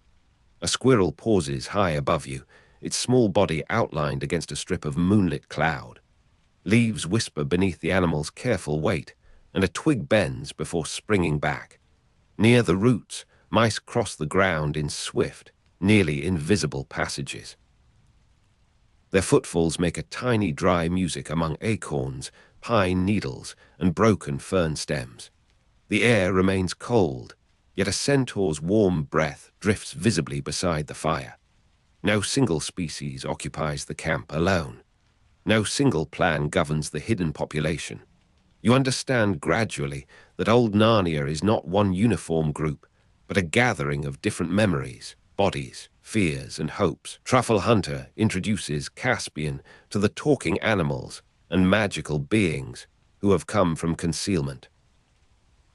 Each introduction makes the prince's escape feel less like a private misfortune. The gathered community has chosen him, though the choice is expressed through lowered heads, watchful eyes, and the careful arrangement of bodies around him. You see Caspian listen, as though every name carries a weight greater than his own. He has entered the forest as a fugitive, but the forest does not permit him to remain only that. The survivors remember Aslan, even when they cannot agree about when he might return. They preserve the names of ancient kings and queens, repeating them in caves and ruined halls. Those names have outlived banners, palaces, roads, and the families who now rule from Cair Paravel's diminished shadow. The fire gives little heat beyond its immediate circle. At its edge, damp stones gleam faintly, and thin smoke gathers beneath the low branches. Crushed fern releases a green, bitter fragrance whenever a blanket shifts across it. Wool brushes against bark, leather creaks beside a sleeping pack, and dry twigs break under the passing feet of mice. Above, squirrels move between darkness and darkness, their tails appearing briefly where the moon touches the leaves. The camp's warmth is modest, but it has been made deliberately. Every stone, blanket, and ember seems placed by hands and paws accustomed to remaining unseen. A small figure steps forward with a sword at his side. You recognize Reepicheep, a talking mouse among the old Narnian warriors. His stature is slight, yet his bearing is formal, composed, and almost severe. The contrast unsettles you at first, because his courage seems too large for the body carrying it. Reepicheep speaks with the dignity of a courtier who has never accepted the idea that courts are gone. His voice is clear beneath the branches, and his words contain no apology for his size. You watch him bow to Caspian as though addressing a king already crowned. The gesture passes quietly through the gathering. No trumpet sounds, yet the old order takes another step towards returning. Reepicheep's whiskers tremble slightly in the cold. His paws remain steady upon the hilt of his small sword, whose blade catches the firelight like a narrow thread of water. Around him, Leaves gather in shallow hollows, darkened by moisture. A mouse disappears beneath a root and reappears beside a stone, moving with rapid, purposeful footfalls. The centaur stands farther back, broad shoulders rising above the smaller animals. His breath forms a pale cloud, warm against the surrounding air. Somewhere overhead, a squirrel scratches at bark before becoming still. You hear the fire consume a resinous branch, then settle into a lower, redder glow. The night presses close without becoming oppressive. Even silence seems to have texture here, woven from moss, smoke, fur, feathers, and bark. A centaur named Glenstorm joins the resistance. You see him emerge from the trees with the solemn strength of an older world. His human torso is wrapped against the cold, while his horse's body stands firmly upon the leaf-covered ground. The warmth of his breath drifts through the chill as he speaks with the measured confidence of one accustomed to wide horizons. Glenstorm brings knowledge of paths, valleys, ridges, and the movements of armies. His presence changes the balance of the gathering, for he belongs to both the wild places and the memory of Narnian kingship. Caspian looks at him, then at Reapert Sheep, and finally towards Truffle Hunter. The prince begins to understand that a king's responsibility is not measured by the size of his following. It is measured by the lives that place their uncertainty within his keeping. Cold air moves between the trees, carrying the clean mineral scent of distant stone. Glenstorm's hooves press dark impressions into the damp earth beside the fire. His coat gathers beads of moisture that shine briefly when embers rise. The centaur's breath is stronger than the smoke, a warm mist that vanishes into the branches. Blankets lie folded over moss, their fibers holding traces of rain, wool oil, and wood ash. The earth beneath you is soft in some places and knotted with roots in others. One root curves like a sleeping arm, while another disappears beneath a layer of fern. The forest floor receives every footfall without complaint. Nothing here is arranged for comfort alone, because concealment remains part of comfort. Trumpkin listens to the introductions with his arms folded.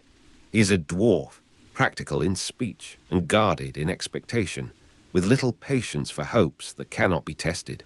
You hear him argue from evidence. No ancient king has appeared upon the roads. No royal army waits beyond the hills. No herald has arrived bearing proof that Aslan has returned. The old names may preserve memories, Trumpkin says, but memories do not hold bridges, defend camps, or break Telmarine walls. His doubt is not cowardice. It is the discipline of someone who has watched promises fail and learned to trust what can be counted. Truffle Hunter answers from another kind of knowledge. The badger continues to believe that the old order has not truly vanished. For Truffle Hunter, remembrance is not an empty exercise. It is a form of loyalty, and loyalty may remain alive even when its object cannot yet be seen. The fire has burned low enough for the surrounding shadows to draw nearer. Trumpkin's boots disturb a scatter of needles, making a rough, subdued sound against the ground. A thin branch rubs against another above you, repeating the same dry note before the wind changes. The smell of damp wool rises from the blankets, mingling with crushed fern and the faint sweetness of resin. Truffle Hunter's fur holds a little ash where he has sat near the stones. A mouse pauses beneath the shelter of a root, its whiskers quivering in the warm air. Beyond the camp, the forest descends towards a narrow stream whose water can barely be heard. The night offers no clear answer to Trumpkin or Truffle Hunter. It gives only cold, darkness, and the continued presence of those who refuse to disappear. Caspian hears both arguments. He does not dismiss Trumpkin's caution because he has lived within a court built upon suspicion and force. Nor does he dismiss Truffle Hunter's faith because the hidden creatures have risked themselves to preserve something older than Meraz. The prince's identity begins to alter in the space between those positions. He is no longer merely the nephew who fled a tyrant. He becomes the person around whom the scattered survivors may gather. Caspian adopts the responsibilities of a Narnian king before he possesses a throne. He must listen to quarrels, accept warnings, protect the weak, and decide whether hope can be carried into danger. The gathering turns his escape into a claim upon the kingdom. The kingly title is not announced with ceremony. It settles upon him through the trust placed in his hands. The fire casts a subdued glow across the faces around you. Some eyes remain bright with expectation, while others stay narrowed by suspicion. A few figures keep near the trees, ready to vanish if distant movement approaches. The ground is uneven beneath the blankets, and the moss gives off a cool, earthy smell. Smoke drifts low because the branches hold it beneath their canopy. The taste of ash rests lightly upon the air. A squirrel climbs down the trunk of an oak, pauses beside a hollow, and disappears into the darkness. Mice travel beneath the roots in brief rustling lines.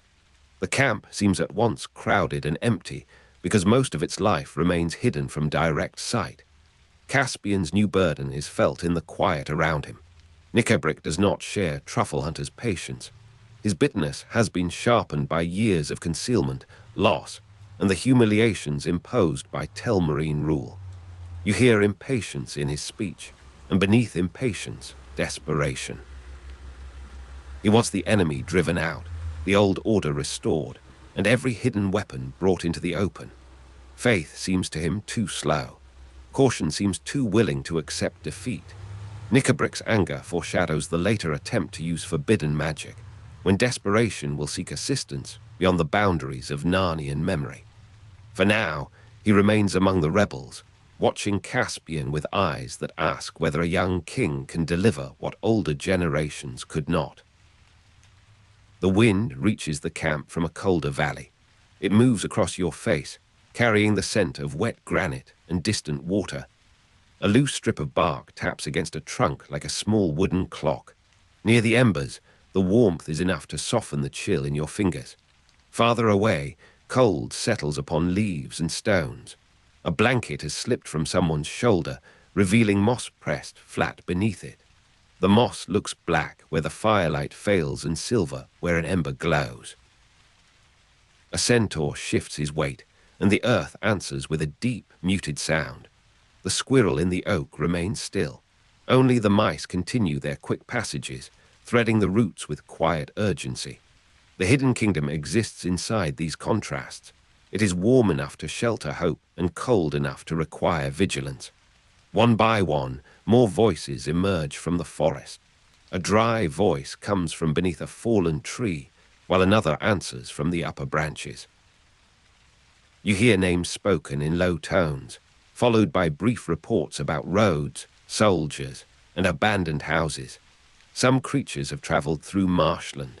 Others have crossed old ruins where Telmarine stonework has begun to crumble. A few have waited in caves until patrols passed beyond the hills. Each arrival carries a fragment of the surviving country. The stories are not identical, and their strategies do not agree. One group favors patience and secrecy. Another wants to strike at supply lines. A third believes that a slan will come when the old names are remembered faithfully. The resistance is divided between faith in a slan, practical military caution, and desperation. Yet the divisions do not prevent companionship. Around you, the different voices settle into one watchful murmur. Moonlight reaches the clearing in broken pieces. It falls across a branch, a stone, and the curved edge of a wooden bowl. The rest of the camp remains amber from the fire or blue beneath the open sky. Leaves tremble high above, though the lower air is almost still. An acorn drops somewhere in the darkness, landing with a soft, hollow knock. A mouse crosses your path, its body no more than a quick shadow between two roots. The smell of smoke thickens when someone adds fern to the fire. Green fragrance rises, then mingles with the dry scent of burning wood. The blankets retain the coolness of the ground, while their upper surfaces hold the warmth of sleeping bodies. No wall encloses the camp, but every living creature seems aware of its boundaries. Truffle Hunter continues speaking of a slan. He does not offer a date or describe a road by which the lion must arrive. He speaks instead of an order of things, an ancient pattern in which courage, justice, and rightful rule belong together. You listen as he names the kings and queens of old Narnia. Their names pass from mouth to mouth, sometimes carefully, sometimes imperfectly, yet never without affection. The Telmarines may have declared such beings extinct. They may have taught children that talking animals belong only to foolish tales. But the memories have survived in places where no Telmarine teacher could reach them. Within those memories, Aslan remains more than a story. Is a presence awaited by some, doubted by others, and quietly feared by those who have exhausted every human remedy. The camp grows quieter while the names are spoken. Smoke curls around the lower branches and slips away through gaps in the canopy. Truffle Hunter's voice remains steady, with the soft roughness of age and long journeys. You hear a distant owl, then the answering movement of small animals beneath the roots. The air near the fire is warm enough to carry the scent of fern. Beyond it, the forest smells of rain-dark soil and leaves beginning to decay. Glenstorm's breath rises and fades beside the stones. Reapit Sheep's sword rests across his knees, reflecting one narrow line of light. Trumpkin looks down at the ground, where his boot has pressed a small crescent into the moss. Every detail appears ordinary and ancient. Together, the details make the hidden camp feel like a room within the living forest. Trumpkin's doubts remain firm. He has seen evidence of Telmarine's strength, and he knows that courage without preparation can lead only to graves. You hear him question the old prophecies and the possibility that ancient kings and queens will return. His argument is plain. If the old rulers were coming, they would already have come. If Aslan wished to save Narnia, then the years of silence require explanation. Truffle Hunter does not defeat these questions. He meets them with patience, saying that absence is not proof of abandonment. The badger's faith is not a comfortable certainty. It is a decision repeated through hardship. Between the two, Caspian finds the shape of his own duty. He must preserve hope without pretending that danger is small. The cold deepens as the night moves towards its middle hour. Frost begins to gather along a fallen branch, turning its rough surface pale. The fire's warmth reaches only a short distance, leaving your shoulders cool beneath the blanket. Wood smoke settles into your clothing and hair. Crushed fern has been scattered near the sleeping places, and its scent rises when someone turns. The leaves above you form a layered roof, allowing only a few stars to appear. A squirrel moves through the highest branches, unseen except for a brief shower of needles. Mice continue beneath the ground's surface, their footfalls fast and light. The camp's breathing becomes more even. Somewhere close by, a centaur lowers his head, and the warmth of his breath clouds the darkness. The hidden creatures keep watch while others sleep. Caspian's escape has become a meeting place for conflicting hopes. To some, he represents proof that Telmarine power can be resisted. To others, he is a young man whose blood gives him a claim, but not yet the wisdom to use it. Reapit Sheep treats him as a king because formal courage requires an object worthy of service. Glenstorm sees him as a gathering point for forces that have long been scattered. Trumpkin sees a commander who must be trained. Truffle Hunter sees the old order beginning again. Nickerbrick sees an opportunity that must be seized before it disappears. You watch Caspian receive these different meanings without choosing the easiest one. His escape has taken him away from the court. The hidden community now gives him a kingdom in fragments. The fire has settled into a bed of red coals. Each coal glows beneath a skin of grey ash, and a thin flame appears whenever the wood shifts. The air smells of charred pine, damp soil, and crushed greenery. A blanket edge brushes against your hand, roughened by repeated washing. Moss presses coolly through the fabric beneath you. The roots offer uneven support, but the ground has become familiar. A few embers lift into the darkness and vanish before reaching the branches. The squirrel has gone deeper into its hollow. The mice still move among the roots, quick as thoughts that cannot be held. Glenstorm's breath rises in a pale plume, then disperses over the camp. The night does not explain what will happen. It simply holds the creatures together until morning. Nickerbrick's impatience grows as the discussion continues. He speaks of enemies who will not be persuaded by memory. He speaks of castles, weapons, and the need to answer violence with violence. You hear the rough edge of grief beneath his anger. His bitterness is not born from abstract cruelty. It has been shaped by watching the old world retreat, seeing his people hunted, and waiting while others debate the meaning of hope. Still, something dangerous moves within his reasoning. When every ordinary path appears closed, forbidden doors begin to seem reasonable. Nickerbrick has not yet opened such a door, but his thoughts already turn towards powers that the old Narnians fear. The resistance, therefore, contains not only species and strategies, but different ideas about what may be sacrificed. The wind passes over the clearing without disturbing the fire. It touches the upper branches first, making the needles whisper in waves. Lower down, the air remains still around your blanket. The scent of smoke lies close to the ground, while damp fern gives it a sharper green edge. A root beneath you holds a pocket of cold that slowly enters your palm. Nearby, a sleeping creature exhales and shifts against the moss. A tiny claw scrapes once upon bark. Then the sound fades beneath the forest's deeper murmuring. The camp feels suspended between two conditions. It is a refuge, yet it is also a place from which danger may soon be carried outward. The same trees that hide the rebels will eventually guide them towards battle. Before that happens, recollection must become recognition. Recognition must become companionship. Companionship must become a cause. Caspian looks again at the gathered creatures. He sees that the forbidden stories describe living neighbors, not relics from a vanished age. The mouse with the sword is alive. The centaur breathing warm mist into cold air is alive. The squirrels moving through the high branches are alive. The voices beneath the roots are alive. The badger who remembers Aslan is alive. Even those who doubt and those who rage belong to the same surviving country.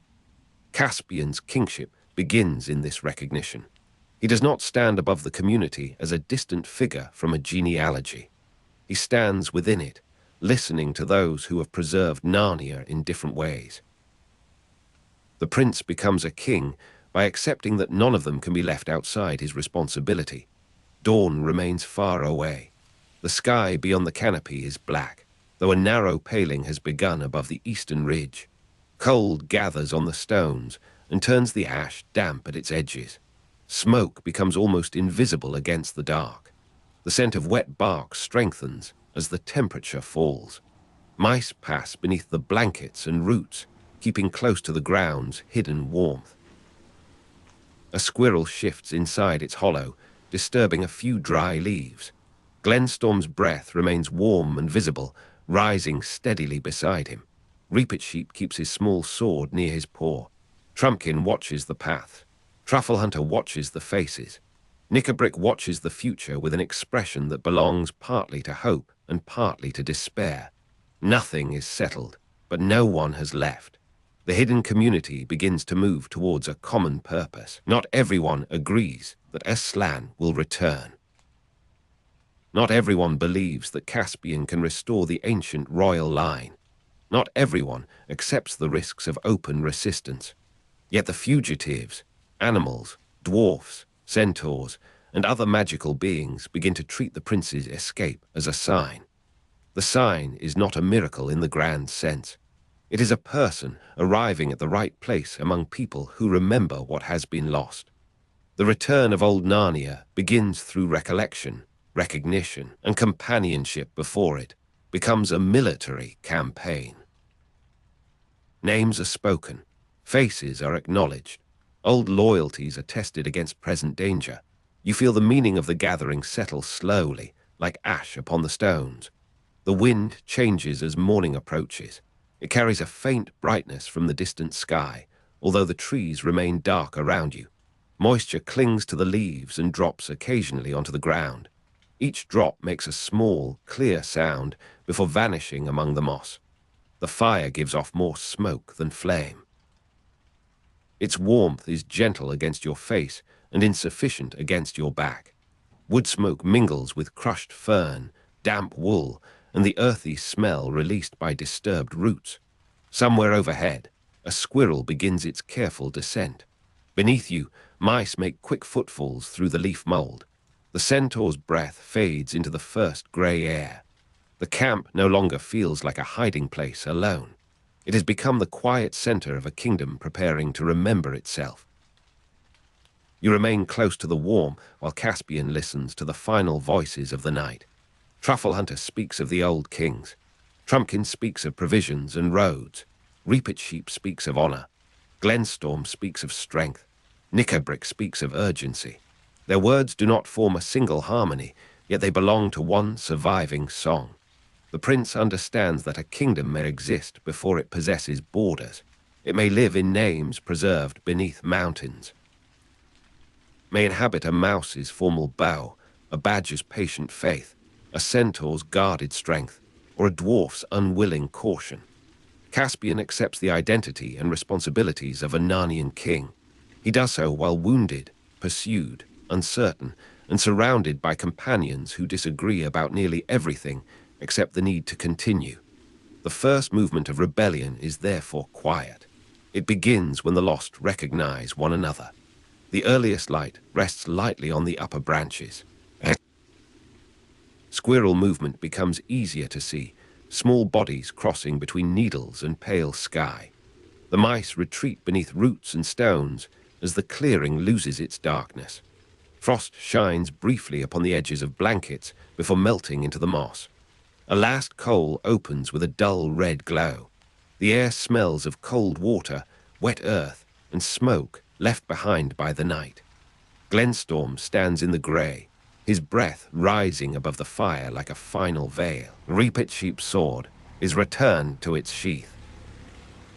Trumpkin studies the forest paths once more. Truffle Hunter lowers his head in quiet remembrance. Knickerbrick remains wakeful, carrying his impatience into the morning. Around you, old Narnia does not return all at once. It gathers first in companionship, beneath trees, among ruins, and beside a modest fire. You step from the familiar world onto ground that does not belong to any landscape you remember. Beneath your shoes lies a narrow island, ringed by dark water and broken walls, where the remains of Cair Paravel rise against the morning. Peter stands beside you, with Susan, Edmund, and Lucy close behind, and all four of you stare across stones that once formed the heart of a kingdom. You have been absent from your own world for only a short time, perhaps no more than an afternoon, while Narnia has carried your absence for roughly 1,300 years. The knowledge settles slowly, because the walls appear ancient beyond measure, and the shore seems to have shifted beneath them. You once ruled here as the Golden Age monarchs, yet the royal seat has become a ruin. Cair Paravel, once bright with banners and music, now waits in silence beneath the salt wind. Salt hangs in the air around the ruined battlements, faintly sharp against your lips as you move between fallen stones. The sea lies on every side, breathing against the island with a patient rhythm that reaches the empty halls. Sun-warmed stone rests beneath your bare hands when you touch the fractured parapet, and its heat seems strangely gentle beside the cold memory of winter forests. Ivy has entered the old rooms, threading through cracks and lifting small leaves into the light. Its movement makes a soft rustle through the empty halls, almost like a whisper passing from one chamber to another. Seaweed gathers in dark ribbons along the shore, mingling with brine and the mineral scent of wet rock. Somewhere beyond the walls, distant gulls call above the water, their voices thinning into the pale sky. Dust shifts along the flagstones, carried through arches where royal servants once hurried. You follow Peter through the remains of Cair Paravel, though he no longer knows which passage leads towards the great hall. Susan studies the horizon, searching for familiar coastlines. while Edmund examines the foundations and Lucy moves quietly among the ivy. The island seems too small in one direction and too broad in another, as though the sea has redrawn its edges during the long centuries. You remember towers where only low mounds remain, and courtyards that now open directly onto the shore. Peter speaks the name Cair Paravel, repeating it as though the sound itself might restore the vanished palace.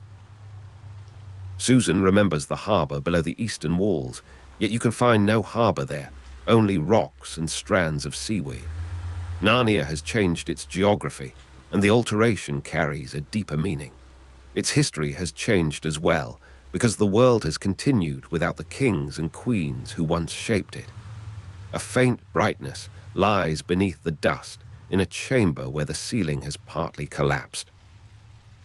You stoop beside Lucy and brush away grit with your fingers, uncovering a strip of polished metal. The stone is warm from the sun above, while the chamber itself holds cooler air that smells of old iron and dry earth. Little grains fall from the cracks in the ceiling, ticking softly against a shield rim. When Peter lifts a fallen slab, metal rings gently somewhere below, and the sound travels through the chamber like a small bell. Dust has settled over bright objects, but it has not entirely conquered them. A buckle catches the light beneath a veil of grey powder, and a jewel answers from inside a broken coffer. The air carries traces of salt from the open sea, mingled with the green smell of ivy beyond the doorway. Pale light rests upon the treasure as quietly as ash. You uncover a sword hilt beneath a heap of stones, and Peter kneels before you with sudden stillness. The grip remains familiar, wrapped in worn leather, while the pommel bears the shape that belongs to Rindon. You watch him draw the blade, and the old sword emerges with a muted scrape that seems to awaken the chamber. Rindon has darkened with age, yet its edge holds a thin line of silver. Peter closes his hand around the hilt, and the sword fits him as though 13 centuries were only a night. Susan finds her bow in a long case split by damp, together with the horn that once announced Queen Susan's presence across the forests. Edmund retrieves his sword, a shield, and other royal equipment from a recess lined with cracked wood. Lucy discovers her cordial and dagger among smaller treasures, their shapes preserved beneath dust. Old objects return to old hands, while the ruined kingdom remains unchanged. The chamber grows quiet as each child examines the belongings of a former reign. You hear the soft rasp of leather, the delicate click of buckles, and the whisper of fabric disturbed after centuries. Susan's bow gives a dry creak when she tests its curve, while her horn lies cool and smooth against her palm. Edmund turns his sword towards the doorway, where sunlight catches upon its surface and breaks into a narrow gleam. Lucy holds the cordial carefully, and the glass seems warmer than the stone around it. The dagger rests beside her wrist, balanced and light, with a handle worn smooth by an earlier hand. Dust floats through the shafts of light overhead, moving slowly above the treasure, as if time itself had become visible. Salt wind enters through the collapsed wall and stirs the edges of old cloth. Far below, gulls circle over the water, and their calls arrive softened by distance. You leave the treasure chamber, carrying the signs of your former lives, but none of you can yet decide what those lives mean. Peter walks ahead with Rindon at his side, trying to remember the path from the palace towards the mainland. Susan carries her bow and horn, though the shoreline offers no familiar road, and Edmund keeps close to the broken walls. Lucy looks back towards the chamber, where the remaining objects lie beneath stone and dust. A voice rises from somewhere beyond the courtyard, low, urgent, and unmistakably alive. You freeze beside a leaning arch, listening as the voice calls again. The words are difficult to understand, but the tone belongs to someone in distress. Peter raises his sword, and the four of you move towards the sound.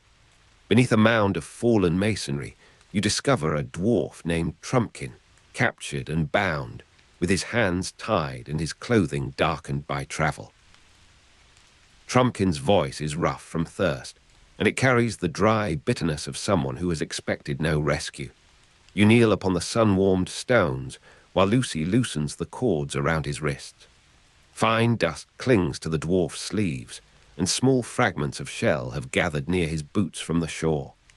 The salt wind crosses his face, lifting his beard and bringing with it the smell of brine and wet seaweed. Ivy moves along the nearest wall, its leaves making a restless sound whenever the breeze enters the courtyard. Trumpkin's bonds creak as Edmund cuts through them, and the severed rope falls with a soft thud. A gull cries above the battlement, followed by another from farther across the water. When Trumpkin finally straightens, the chamber behind you gives one last faint metallic ringing, as if the old treasures have heard his freedom. You learn that Trumpkin carries a message connected with Caspian's summons for help. The letter has been kept close beneath his coat, folded and protected from the damp, though its edges have begun to soften. Trumpkin tells you that Prince Caspian has called upon the hidden rebels, and that danger is spreading through the changed kingdom. You hear the name Caspian with uncertainty, because it belongs to a history formed after your departure. Peter remembers no prince by that name, while Susan asks where the rebels are concealed. Edmund studies the message, recognizing the marks of urgency even when the names and places seem unfamiliar. Lucy listens beside him, holding her cordial as though it might steady the room. The summons has traveled across a Narnia that no longer remembers you clearly. Your return makes the past physically present, but the present refuses to become the past again. Beyond the broken walls, the island slopes towards a shore that once connected with roads and fields. Now there is only a narrow landing place, where wet stones shine beneath a thin veil of sunlight. The sea breathes against the rocks, leaving lacework foam that disappears between strands of brown seaweed. Brine clings to the air, and the wind carries the distant cries of gulls towards the mainland. You feel warmth through the soles of your boots where the morning sun has reached the rock, while shadow remains cool beneath the leaning battlements. A loose curtain of ivy trembles in an empty window, and its leaves brush against one another with a papery hush.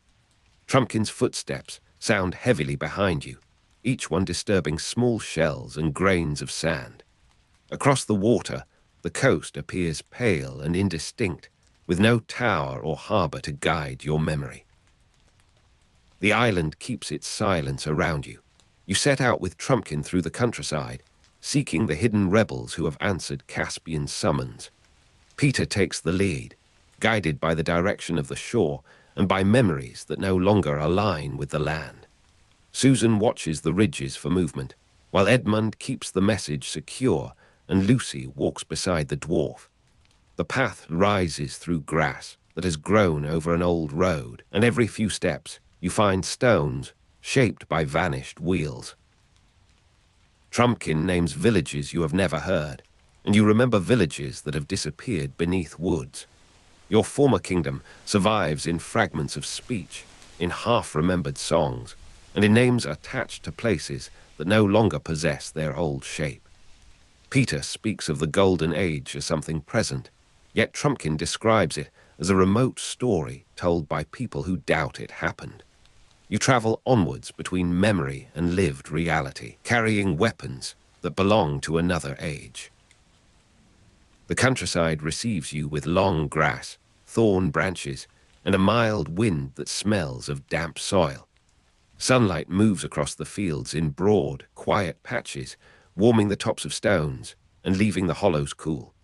Behind you, the island becomes a low shape upon the water, its broken battlements paling beneath the morning brightness. You hear no royal horns from its walls, only the faint surf and the occasional cry of a seabird. Along the path, crushed herbs release a green scent when your boots press them into the earth. A hedge trembles as something small passes through it, then settles beneath the weight of dew. Trumpkin's metal buckles give a subdued clink with every step, keeping a patient rhythm beside the grass. The smell of salt slowly weakens as you move inland, though it remains within the folds of your clothing. Far away, clouds gather above the hills. You begin to understand that Narnia has not merely forgotten you, it has built another world over the traces of your reign. The names of Peter, Susan, Edmund, and Lucy have become legends, repeated by people who never saw your faces. Trumpkin speaks of old kings as figures from a distant age, and you realize that he does not yet know he is walking beside them. Peter tells him plainly, but the dwarf answers with disbelief and a guarded stare. Susan lowers her bow, refusing to make the claim sound like an order. Edmund points to the sword at his side, while Lucy shows the cordial and dagger that remain among the treasures of Cair Paravel. Trumpkin studies each object, then studies you, and his certainty shifts only slightly. The proof exists in his hands, yet the meaning of the proof cannot easily enter his mind. Legends are difficult companions. The road bends through a grove where the branches meet above your heads. Leaves rub together in the upper air, producing a soft, continuous murmur that hides the movement of distant creatures. Moist earth gives beneath your steps, and the scent of moss rises from the roots of old trees. A few shafts of sunlight reach the ground, laying warm bars across fallen branches and patches of pale fungus. When you touch a trunk, the bark feels rough and cool, marked by scars that may be older than any living memory. Insects hum briefly beside your ear, then vanish into the green shadows. Trumpkin's breathing becomes easier beneath the trees, while Peter's sword occasionally touches a branch with a restrained scrape.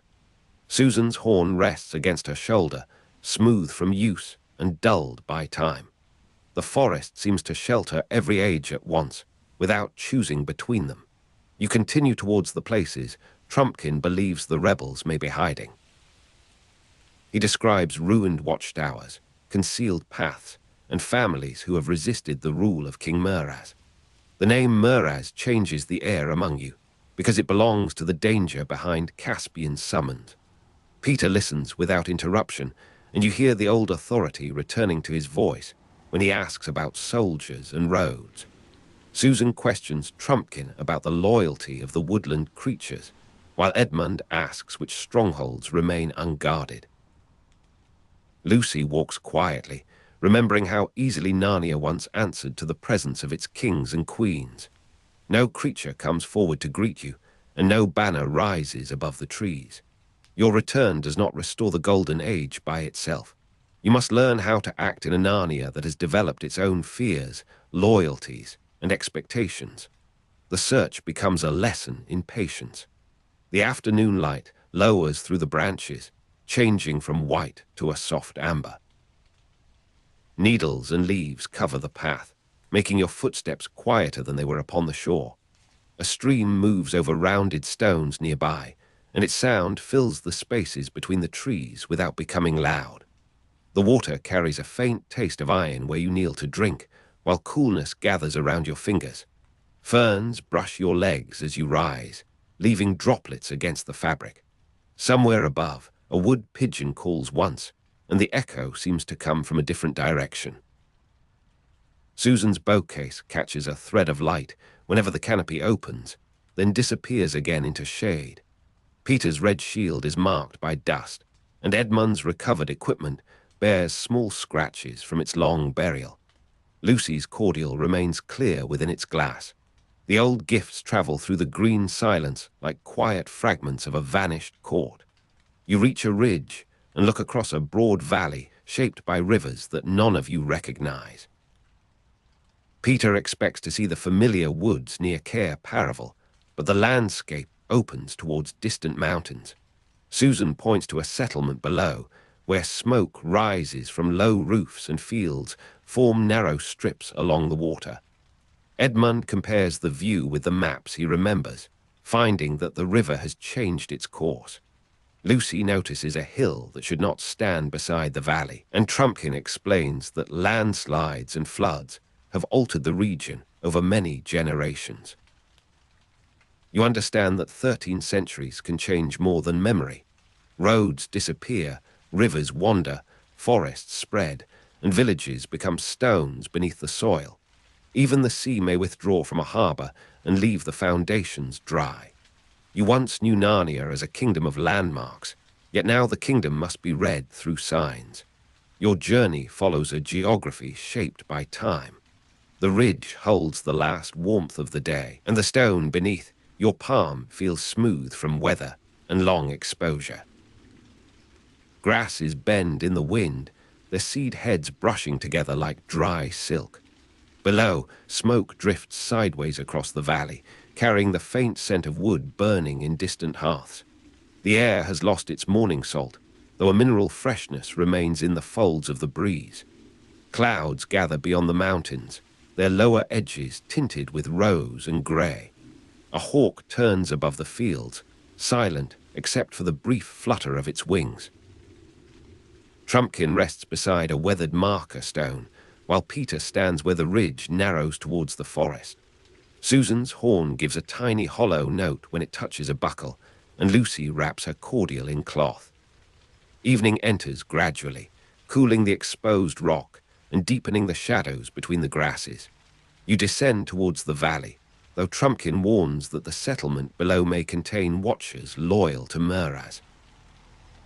The hidden rebels have moved often, and their refuge cannot be approached by a straight road. You leave the open slope for a narrow track beside the river, keeping the trees between yourselves and the distant houses. Peter carries Rindon openly, yet he no longer moves like a king expecting recognition. Susan conceals her bow beneath a dark cloak, and Edmund secures his shield against his back. Lucy holds the dagger close, using it less as a weapon than as a reminder of courage once practiced. Trumpkin leads you through bracken and under fallen branches, following signs that would escape an ordinary traveller. A broken twig, a covered footprint, and 3 stones placed together become instructions in the language of resistance.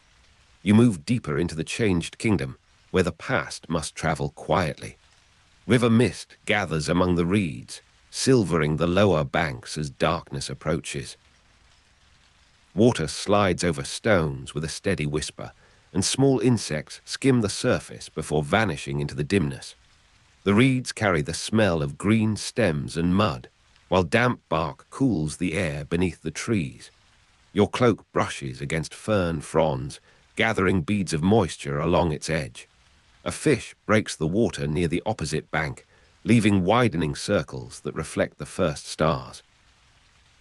Trumpkin's careful movements disturb only the occasional leaf, and the metal of his axe remains wrapped to prevent a bright sound. Peter's boots sink slightly into the soft ground, while Susan steps upon roots and stones with measured balance. The valley holds its breath around the hidden path. Even the distant village seems muted, reduced to a few ember-colored windows beyond the mist. You stop when Trumpkin raises one hand, and a low whistle answers from somewhere within the trees. The sound is not a bird call, though it has been shaped to resemble one. Peter replies with the phrase written in Caspian's message, and branches move ahead of you. 2 figures emerge, wary and armed, leading you towards a hollow concealed beneath the roots of an ancient oak. They know Trumpkin, but they do not recognize the 4 children who walk behind him. Susan speaks of Cair Paravel, Peter names Rindon, and Edmund describes the old banners that once flew above the royal hall. Lucy gives the rebels no speech, only the small cordial held in her hand. The strangers look at the objects, then at your faces, and their uncertainty becomes something quieter. They have heard stories of the Golden Age monarchs, yet stories seldom prepare anyone for living people. Caspian's summons has brought you into a world built from old tales. Within the hollow, the scent of roots and damp leaves surrounds you. A small fire burns in a shallow pit, giving off a thin warmth that gathers beneath the low ceiling. Smoke moves slowly towards a hidden opening, carrying the smell of resin and charred wood. Blankets hang against the roots, softening the walls and keeping the river chill outside. Someone has placed bowls of broth upon a flat stone, and steam arises in pale threads between your hands. The wood crackles quietly whenever a coal shifts, while rain begins to touch the leaves above. Drops gather along the edges of the shelter and fall at irregular intervals, each one making a faint sound in the darkness. Your recovered weapons rest nearby, their surfaces catching occasional firelight. The old metal appears almost alive beside the rough blankets and earthen floor. Outside, the river continues through the night. You hear the rebels speak of Caspian, Muraz, and the lost traditions of Narnia. Their memories contain no direct experience of your reign, only fragments carried through songs, carvings, and family stories. Peter asks what became of the creatures who once lived openly beside human kings. Trumpkin answers that many have withdrawn into forests and hills, fearing the soldiers of the new order. Susan asks whether the old names are still honored, and the reply is uncertain. Some people remember the Golden Age with longing, while others regard it as a tale improved by distance. Edmund understands that memory is not the same as loyalty. Lucy listens as one rebel describes a ruined statue of a lion hidden beneath ivy. You feel the return of the past in every object and name, but the past cannot command the present. The kingdom requires more than recognition. It requires the patience to live among people whose history has been formed without you. Rain settles upon the leaves, producing a broad, quiet texture above the shelter. The sound varies from one part of the hollow to another, soft against moss and sharper upon exposed branches. Firelight moves across the roots in slow orange bands, revealing knots, pale fungus, and threads of old spider silk. Steam from the broth warms your face before the cool air closes around it again. The blanket beneath your shoulder smells faintly of wool, smoke, and the clean bitterness of dried herbs. Trumpkin's beard glistens with rain, and droplets gather at the tips before falling onto the stone. Rindon lies beside Peter, its hilt dark against the firelit earth. Susan's horn reflects a small crescent of gold, while Lucy's cordial catches the glow like a drop of sunlight. Beyond the roots, the forest remains unseen, but every wet leaf records the passing weather. You sleep briefly in the rebel hollow, and when morning comes, Trumpkin prepares to guide you farther inland.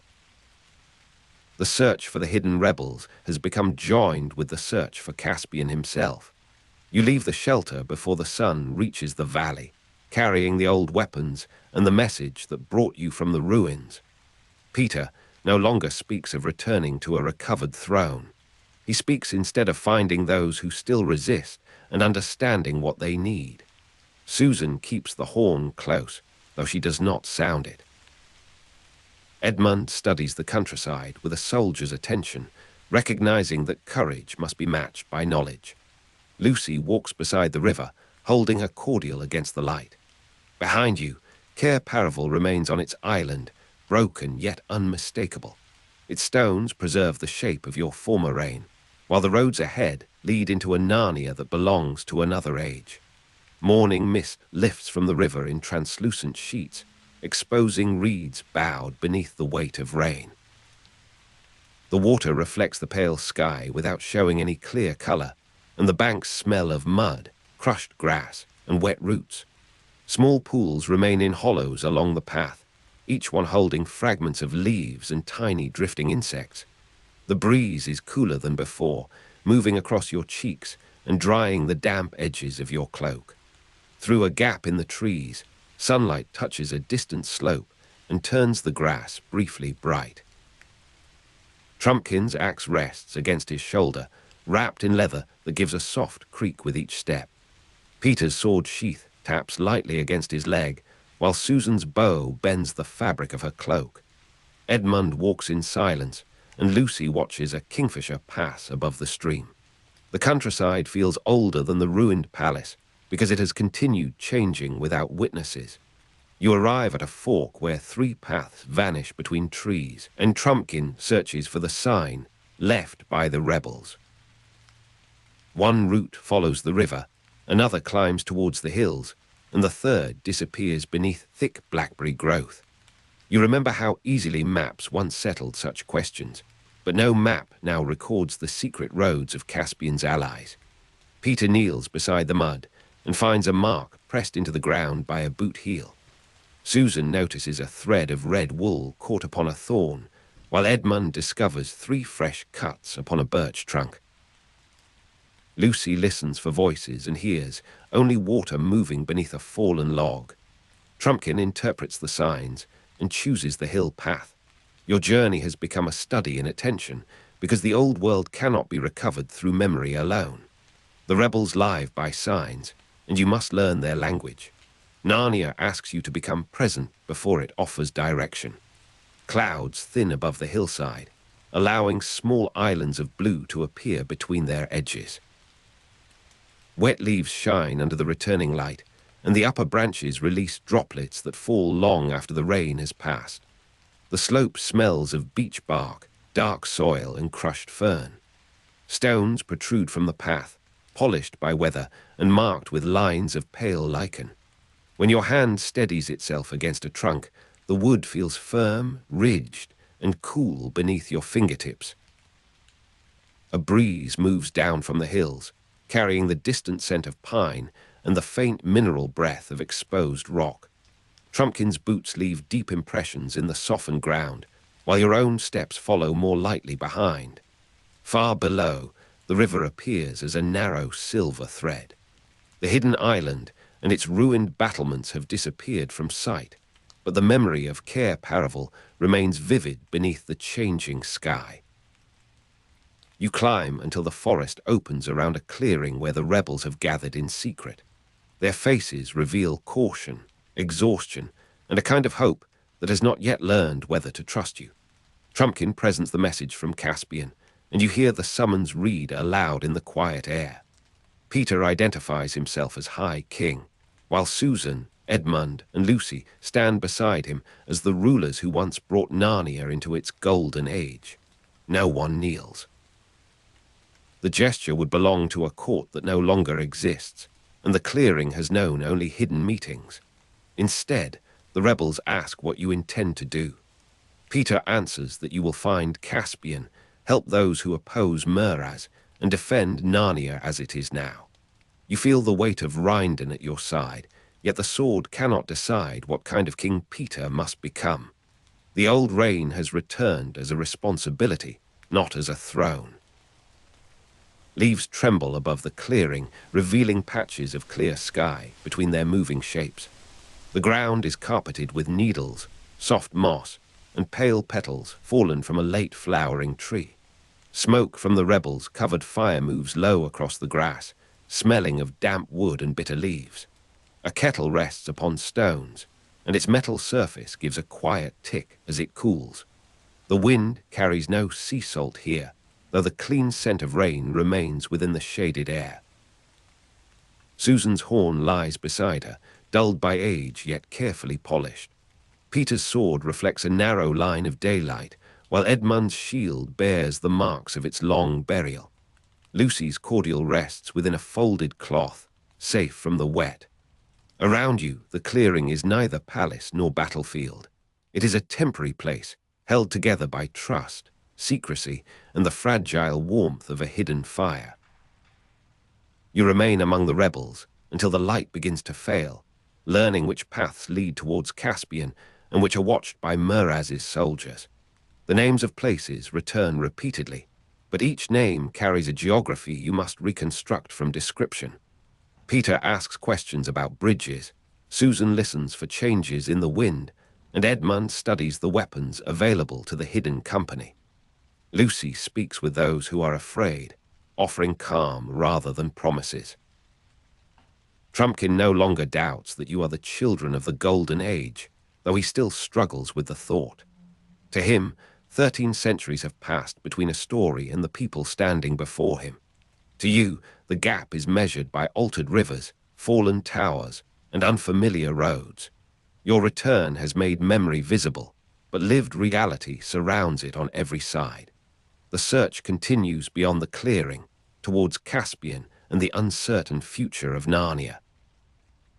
Night gathers beneath the trees, turning the clearing blue at its edges. The last warmth remains in the stones around the fire, while the upper air grows cool and faintly scented with pine. Crickets begin their delicate rhythm among the grass, interrupted by the occasional stirring of a branch. Smoke rises through the canopy and loosens into the darkness, carrying a final trace of resin and charcoal. Somewhere beyond the trees, the river moves unseen, its sound reduced to a low, continuous presence. The rebel camp settles into small motions, blankets drawn closer, cups placed upon stones, and weapons kept within reach. Rindon rests in its sheath beside Peter, and Susan's horn lies quiet beneath her cloak. Lucy keeps her cordial near her hand, while Edmund watches the darkened path. The old treasures have crossed from Cair Paravel into the forest. Their brightness remains, though the kingdom around them has changed. You lie beneath the trees and think of the island where Cair Paravel has fallen into decay. You remember the salt wind around its battlements, the sun-warmed stone beneath your hands, and the rustle of ivy through empty halls. You remember the treasure chamber, where metal rang softly beneath dust and stone. Peter has recovered Rindon. Susan carries her bow and horn. Edmund has taken up his sword and royal equipment, and Lucy keeps her cordial and dagger. These objects prove that the former reign was real, yet they do not restore the vanished centuries. Peter, Susan, Edmund, and Lucy remain the same children who once ruled Narnia as its golden age monarchs. Narnia itself is no longer the kingdom they knew. You feel that truth settling gently into the darkness, beside the river and beneath the branches. The journey into the gap between memory and lived reality has only begun. You follow Trumpkin's account through the wet woodland, carrying swords that belong to another age and memories that no longer seem entirely your own. The dwarf leads you towards Caspian's stronghold with a guarded expression, describing hidden paths, scattered companies, and the uncertain strength of the rebellion. His words are practical, shaped by years of danger, while your thoughts move among older names and half-remembered banners. Trumpkin remains skeptical that the ancient kings and queens have returned, for stories become unreliable when repeated beside winter fires. He has heard of Peter, Susan, Edmund, and Lucy as figures from a vanished golden age, yet the children walking before him seem uncomfortably ordinary. Your boots slip upon dark roots, and the dwarf watches you with the careful disbelief of someone examining an old crown in a new world. Rain has passed over the trees, leaving every branch heavy with water. The ground holds the soft imprint of hurried feet, and narrow streams thread between stones covered in green moss. Somewhere beyond the trunks, bows creak as unseen archers adjust their grips beneath dripping boughs. A grey light gathers slowly among the leaves, while the air smells of wet bark, crushed fern, and cold earth. The road towards Caspian's stronghold is not a road in the manner of the old royal highways. You travel by deer tracks, ravines, and forgotten lanes where brambles close behind the party. Trumpkin names each ridge and ford with quiet certainty, while Peter listens closely and accepts the burden of decision without complaint. When the children are recognized by the old Narnians, Peter accepts responsibility as High King, though the title rests upon him with the weight of a difficult inheritance. As you enter the hidden camp, the atmosphere changes. Badgers, talking beasts, dwarfs, fauns, and woodland creatures draw nearer, studying familiar faces beneath unfamiliar years. Susan's bow is recognized before her voice, and Lucy's cordial is remembered by those who once saw its healing power. Edmund's sword catches the dull morning light, while Peter stands among the trees as though an old standard has been raised without cloth or pole. The camp lies beneath branches still trembling from the rain.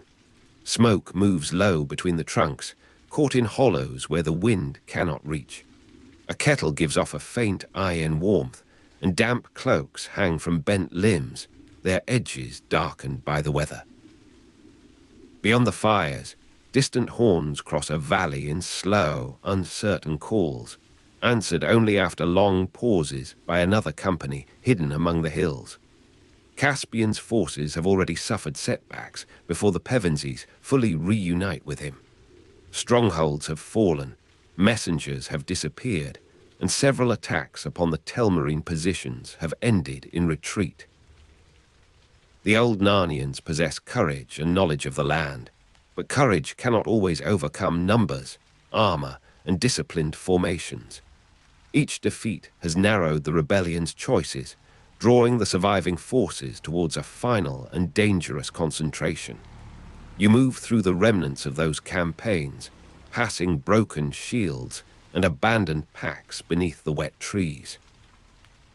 Trumpkin speaks of ambushes that failed, bridges seized by Muraz's soldiers, and villages too frightened to offer shelter.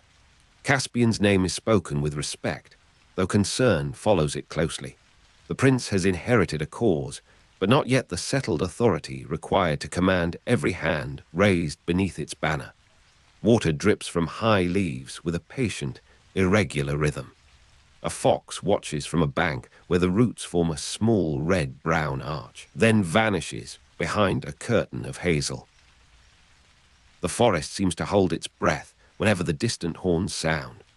Between the calls, you hear leather tightening around sword hilts, the muted scrape of whetstones, and the soft movement of men and creatures preparing for another uncertain day.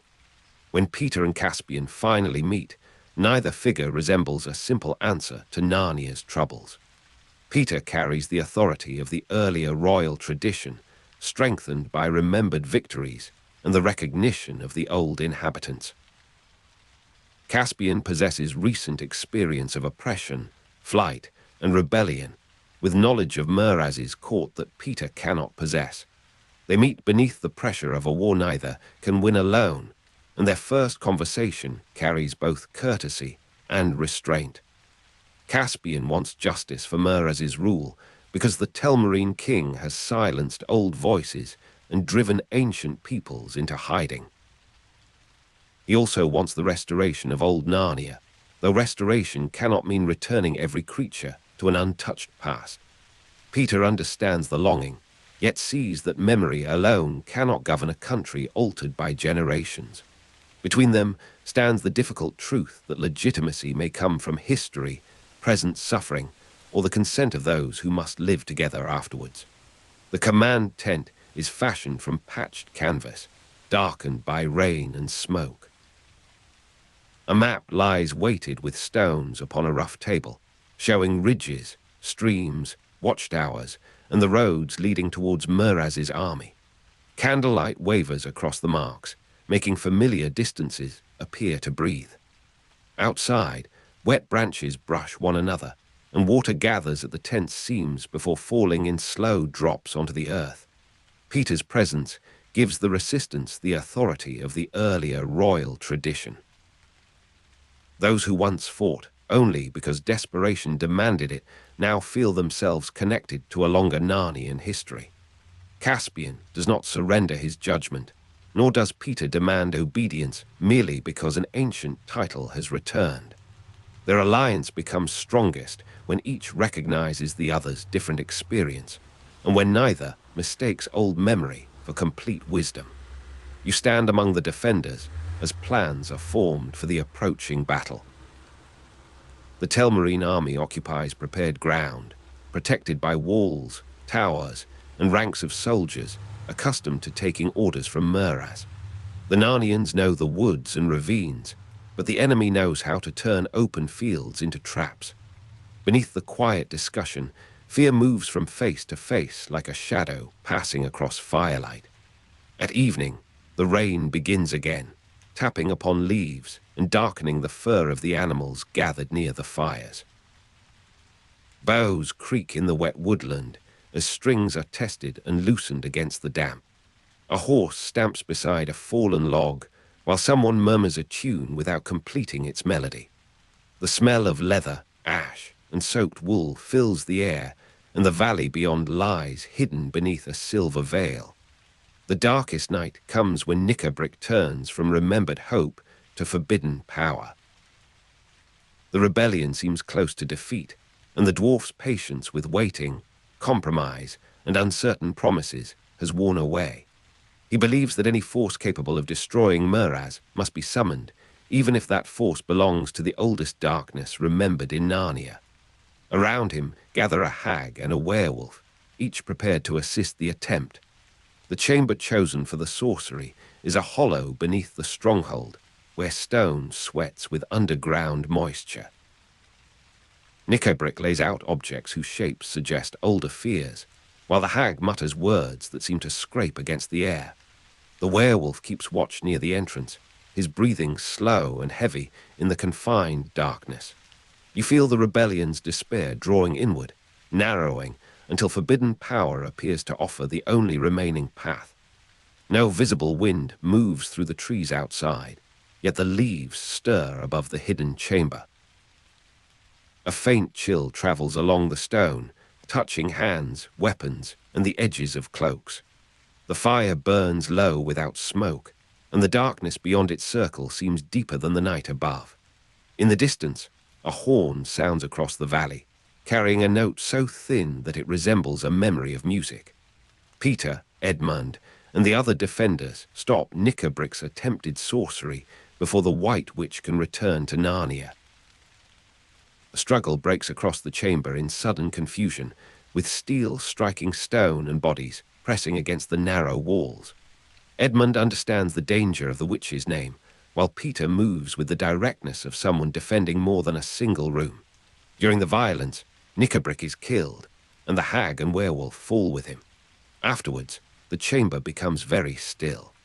Broken objects lie among scattered dust, and the last warmth of the fire withdraws into red embers. Above the stones, leaves continue stirring without visible wind, though no creature can be seen among the branches. Your breathing gradually settles, while the defenders remain silent beside the knowledge of how near old evil came to wearing a familiar face. The rebellion survives the night, but survival does not yet bring victory. Meraz's army presses forward, forcing Caspian's forces into positions that grow more difficult with each hour. Peter and Caspian understand that a battle must be arranged, though the terms of that battle remain uncertain. Their cause has acquired the shape of a war, and wars often create opportunities for people whose motives are less noble than the banners they carry.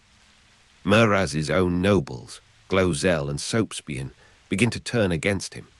They resent his command, distrust his temper, and recognize that defeat may soon become a danger to their own authority. During the war, they arrange for Meraz's death, creating the opening that brings the king into the field. Their betrayal does not arise from love of Narnia, but it alters the course of Narnia's struggle. The morning after the sorcery is pale and washed clean. Sunlight returns through branches after rain, appearing first as narrow silver shafts among the trunks. Droplets shine along spider webs, and the softened ground releases the scent of roots and fallen leaves. Across the valley, horns sound from the Telmarine lines, while closer voices answer from the woodland camp with guarded steadiness. Peter challenges Meraz to single combat, offering a form of justice that both armies can understand. Meraz accepts the challenge, partly from pride and partly because refusal would weaken his standing before the soldiers and lords who surround him. The two kings enter the space between the forces, carrying different histories into the same measured circle. Around them, the entire battle pauses beneath the hush before a duel. You hear no music as Peter and Meraz begin.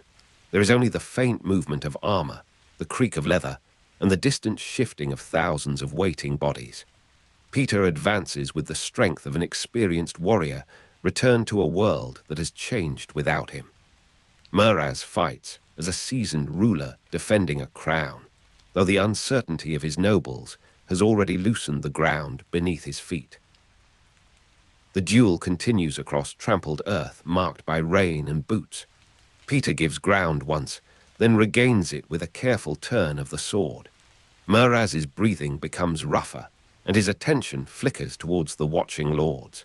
Glozell and Soapspian remain near the edge of the field, their faces composed, while the decision they have prepared waits within reach. Peter wounds Meraz, after the king accepts the challenge, and the old ruler falls beneath the banners of the army he once commanded. As Muraz lies helpless, Glozell strikes him from behind, making the death appear to be the result of Peter's combat. The act settles Muraz's fate, but it does not settle the deeper question of who belongs in Narnia. Telmarine soldiers see their ruler dead, while Narnians see an opening that may lead either to freedom or to another cycle of violence. A wind moves across the valley, carrying the smell of damp grass and distant smoke. The halted army shifts like a dark surface disturbed by rain, with shields tilting and spear points catching the thin light.